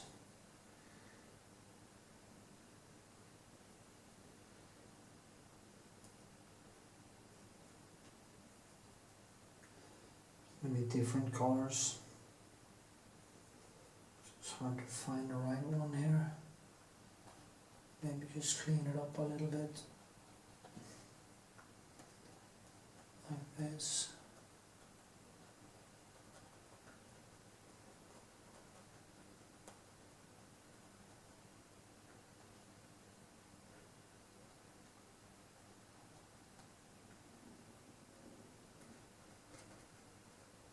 So it gives it a little bit more 3D.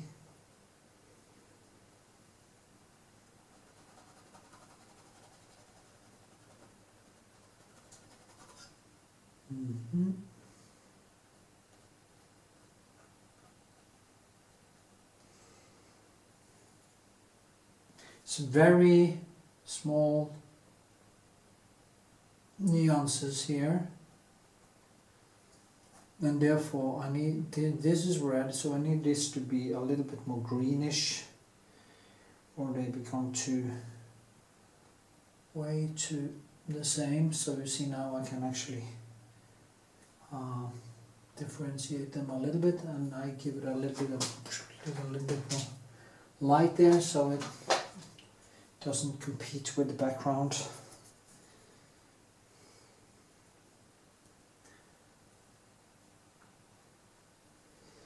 Also can use some bluish in there, blue and red and different colors to tone it down.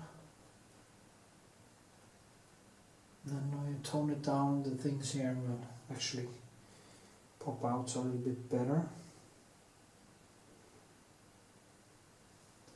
This one too, some more greenish in it, will actually help. And the same goes for here.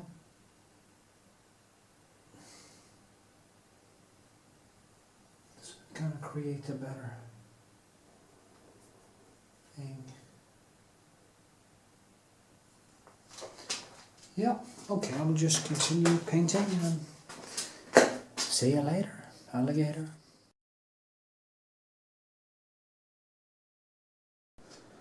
Okay, I have been working for a while on it, and I'm just gonna work a little bit with this. I did some here to tone it down. It's very important if you want things to kind of you know, live a little, you have to make some contrasts, and exactly what I did. I made the background a little bit darker and stuff like that, so that I get more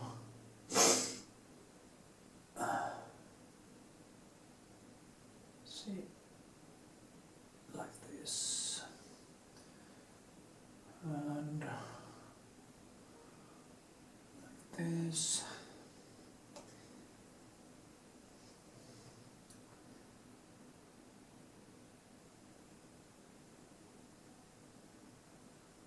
See now, if I can get this to come alive a little bit.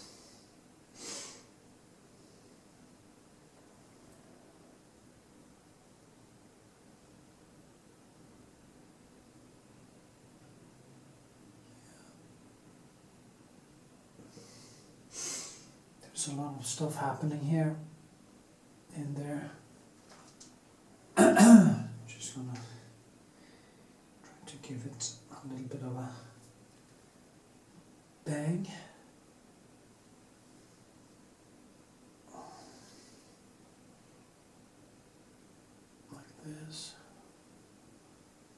like this, like that. And yes. You want it to kind of come alive here, and like this. I want this to be a little bit more, a bit brighter. Therefore, I need to make this a little bit. You can say this will be a little bit, shall we say, not stiff, but kind of surrealistic, drawn type of painting, a little bit.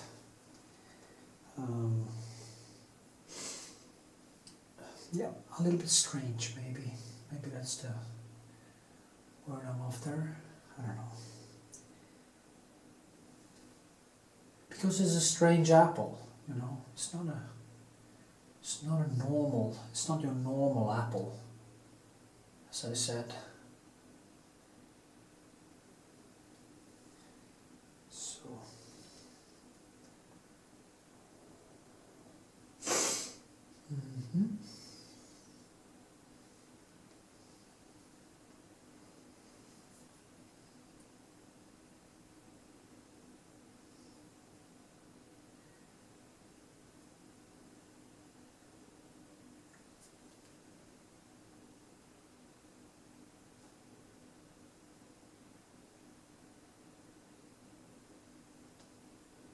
It's nice, I think.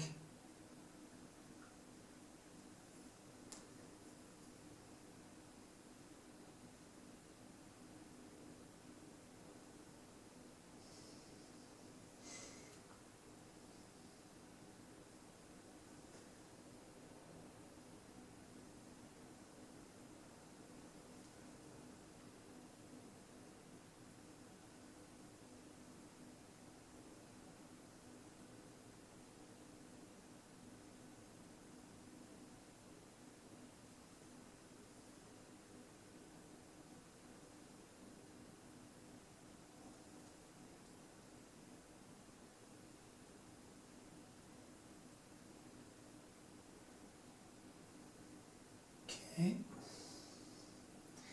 Then I tone it down a little bit again, just to give it some substance.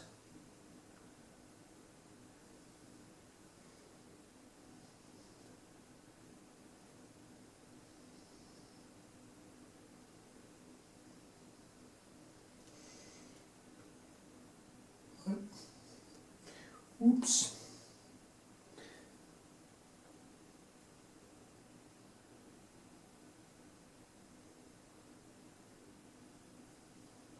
So, a bit of a stony feel to it.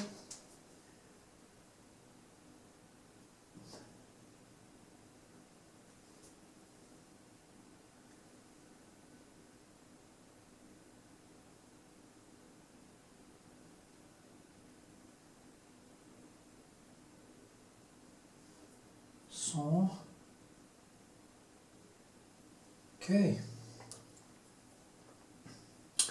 There's this thing going through the whole thing, which actually explains some of the background here, which I think is a little bit important. Like that. Kind of makes it more readable.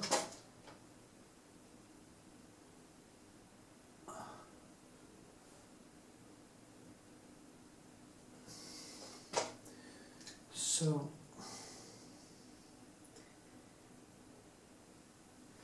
it is quite important that you are able to kind of read the painting, that there's some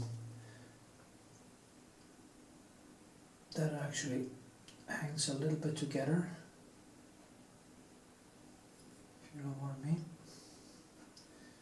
But it has to be subtle, you know, this one and this one now kind of links it all together, quite nice in my view. Now I need to get some more texture there.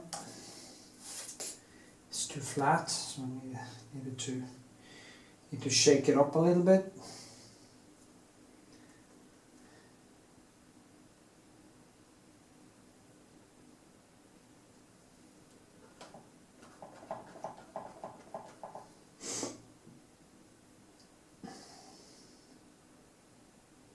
Shaken and stirred.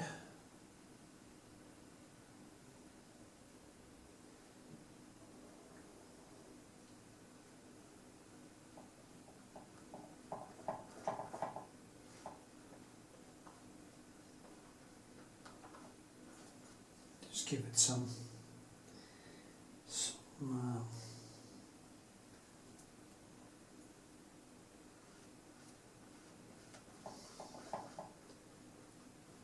existence.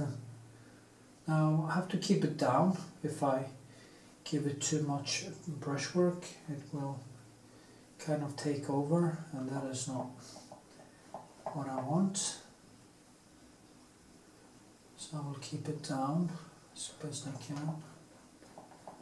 But I also wanted to have some certain amount of structure.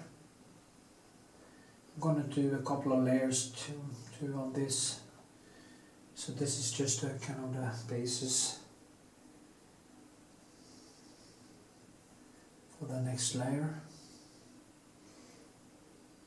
It's not much I need to do, but you know, it's these focused, some focused brushwork, some clean up of the room and stuff that makes the whole thing come together. I can tone this down a little bit, so now that fell in, and I want a little bit of this on that side, so it kind of hangs together, but not too much.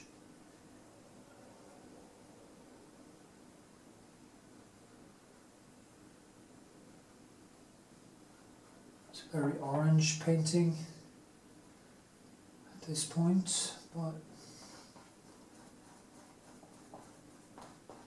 that's the thing with me. I tend to exaggerate the colors a lot.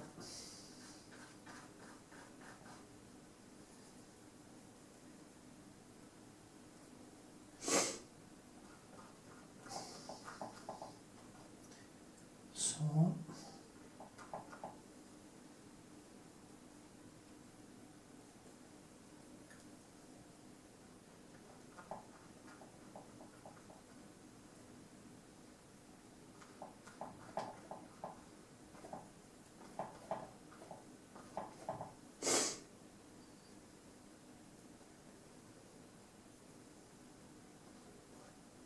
at this point I earn basically $1 a day on my YouTube channel, so I earn, if I lived in some poor country, I would have the income of 1.5 billion people in the world.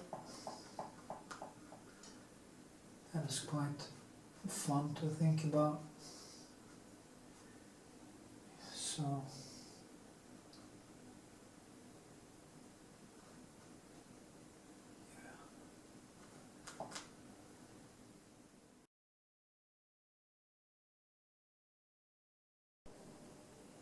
okay, last touch up on this also is what is it, the 5th one today, one more to go, and then I think this has become quite nice as it is actually, so it doesn't need that much. I'm just going to do some glazing, some micro glazing, and yeah, it's not much it needs, so it's a good thing.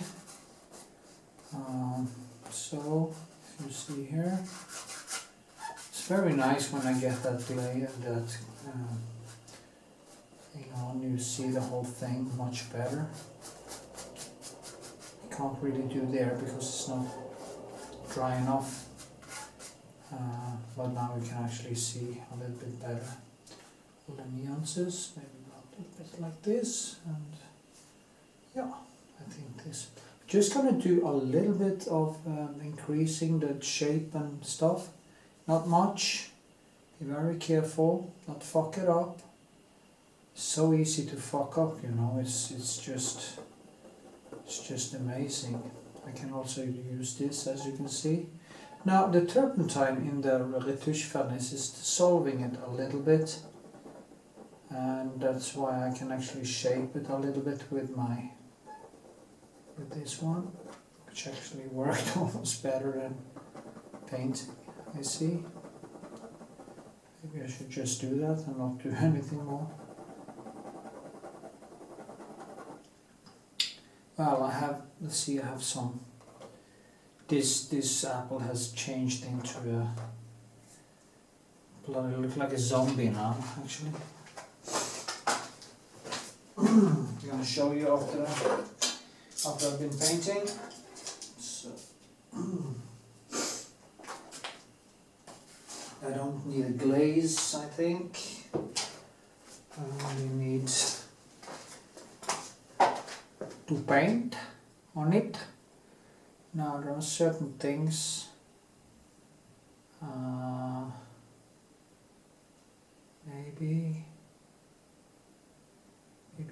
maybe.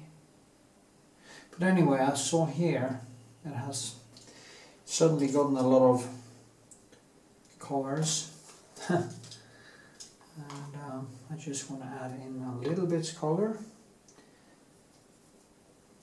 in the scar tissue. It really looks like a scar now. You keep it down, but be careful. Here.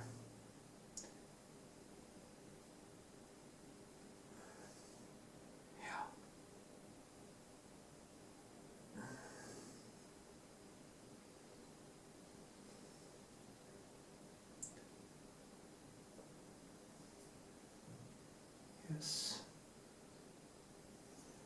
And there's some red in it too.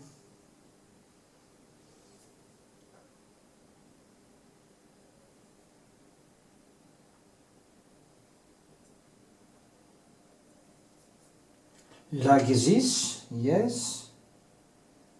Like this, like that.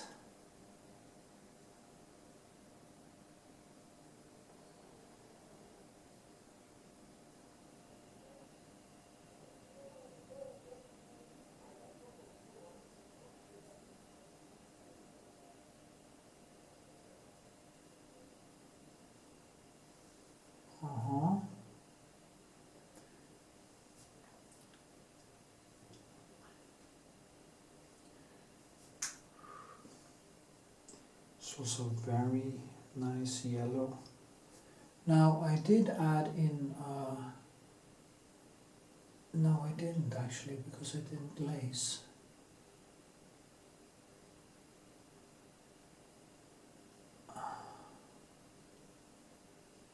Just do like, oh it's so soft, you know, it's just like watercolor. Just I've been talking about when it comes to my favorite painter, Varnish, or one of them, you know, like this. Oh, it gave it that little that I needed in it. Just gonna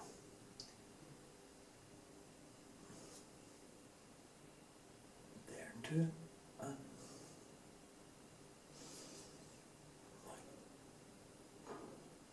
Spots, and this spot has grown dramatically.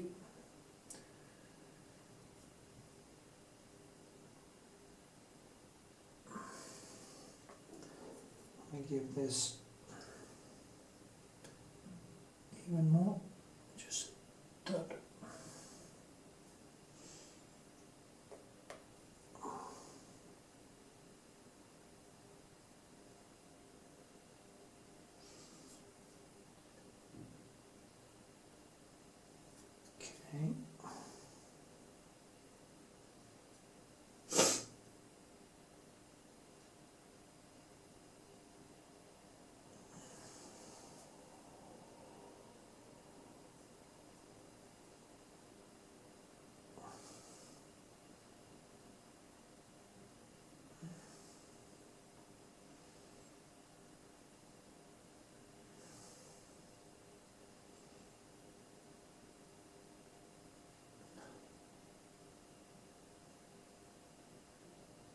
Okay, pasta.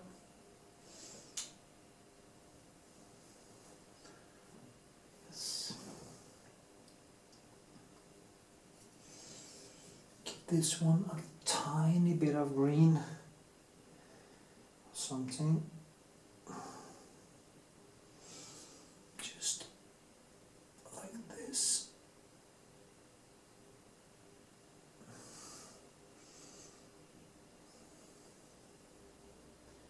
Kinda all it needs.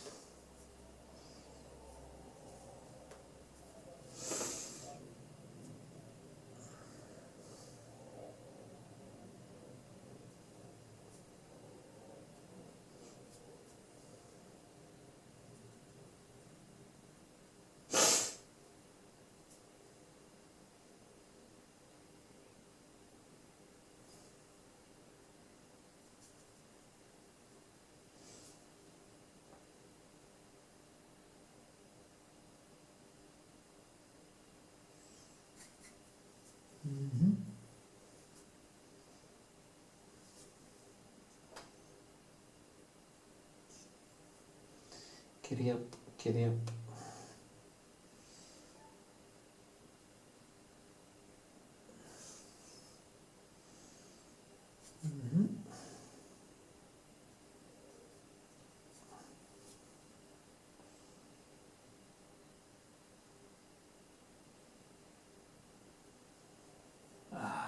Fuck, what the hell is that?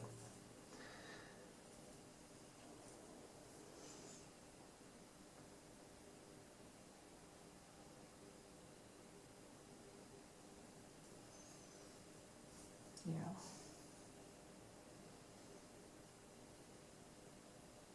Exactly what I didn't want to happen.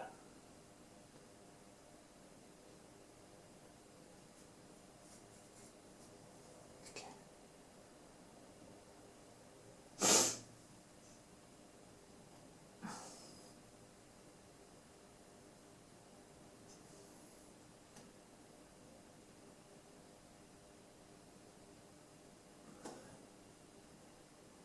Yes.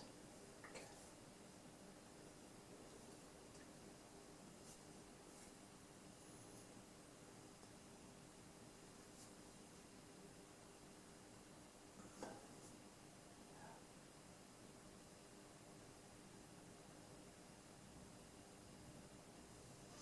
Honestly, I think this is all it actually needs.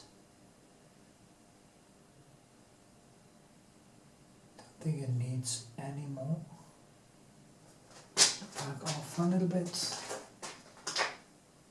And I think it's okay. Yeah. Maybe a little bit more light there.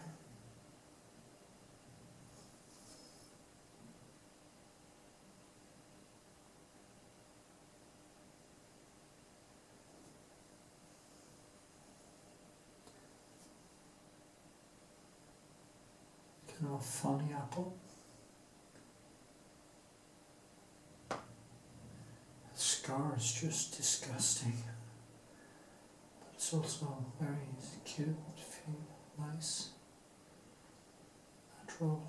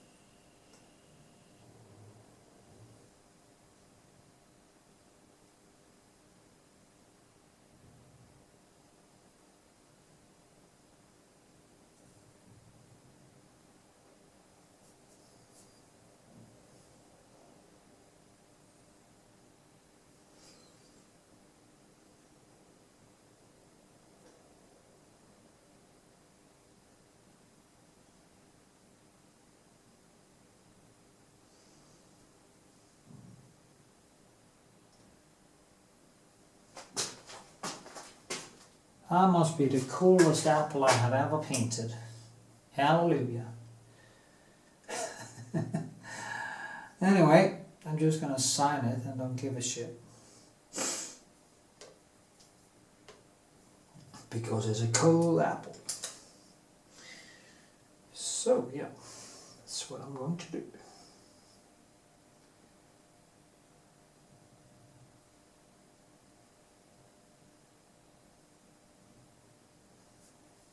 Okay, there we go. Okay, no, that was way too.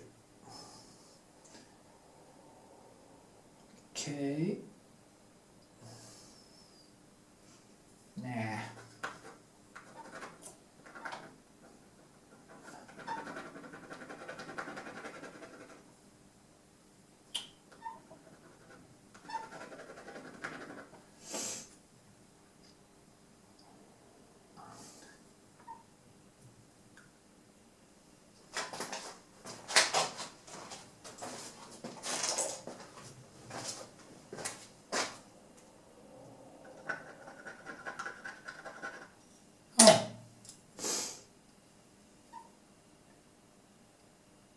K dot A dot V dot dot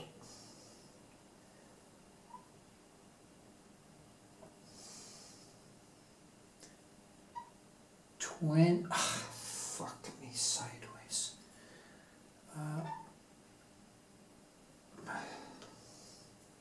Why is it so difficult to do this? It's always the biggest challenge. I'll never know it. It's like the signature. It's just ruining everything. 21. It's so ugly. Just shouldn't be there. The fuck was that?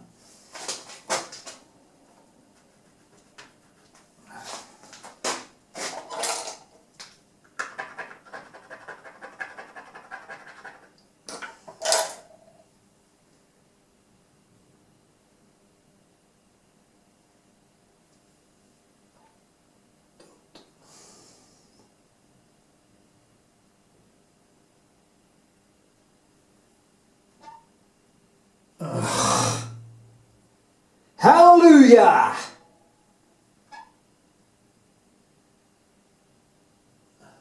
Dot 2 en.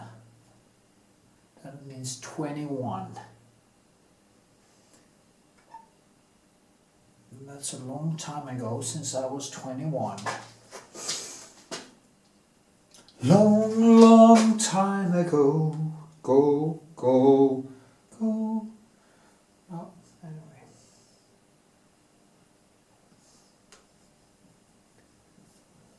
Okay. Ah. Don't you dare. Don't you dare screw it up again. Don't you dare. Yes.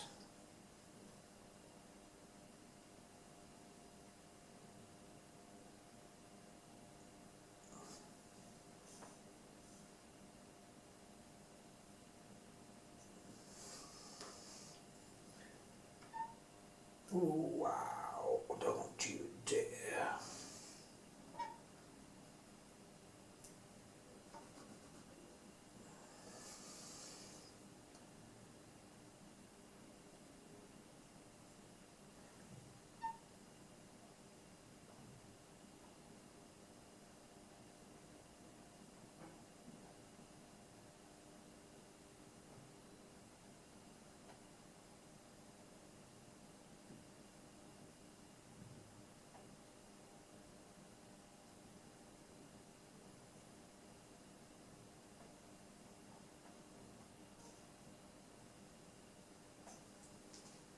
Yeah, I think that was kind of necessary to give that a little bit more shape, to be frankly, honestly. And yeah, I do think that was what it was needed.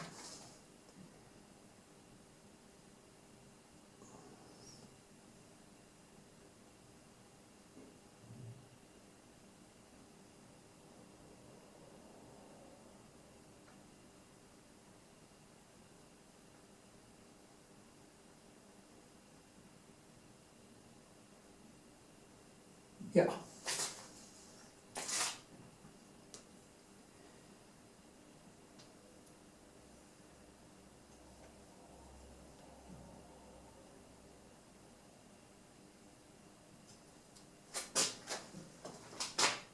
Oh.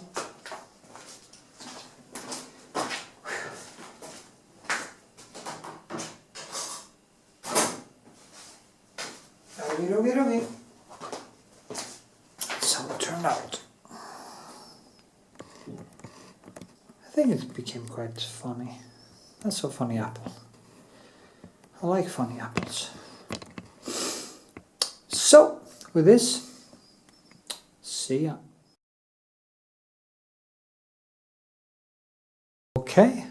Okay, voila, here the finished artwork is, and that was fun. It's kind of a strange apple. It's not the average apple. It's nice to do something a little bit different for a while, for a time. And I hope you enjoyed this tutorial, and I hope you give it a thumbs up and leave a comment and tell me what you think, and maybe even go to my Patreon and sign up for $1 or 15, and so I can teach you how to paint, or you can also maybe get your hands on a painting like this in my painting giveaway, which I do every month for $5 and up. So with this, I hope you enjoyed, and as I say, thumbs up, and hope to see you in my next video. Okay, here you can see some of the textures close up with the brushwork. I think it became quite neat. Now, hope you support my work. Thumbs up, leave comment, and I hope to see you in the next video.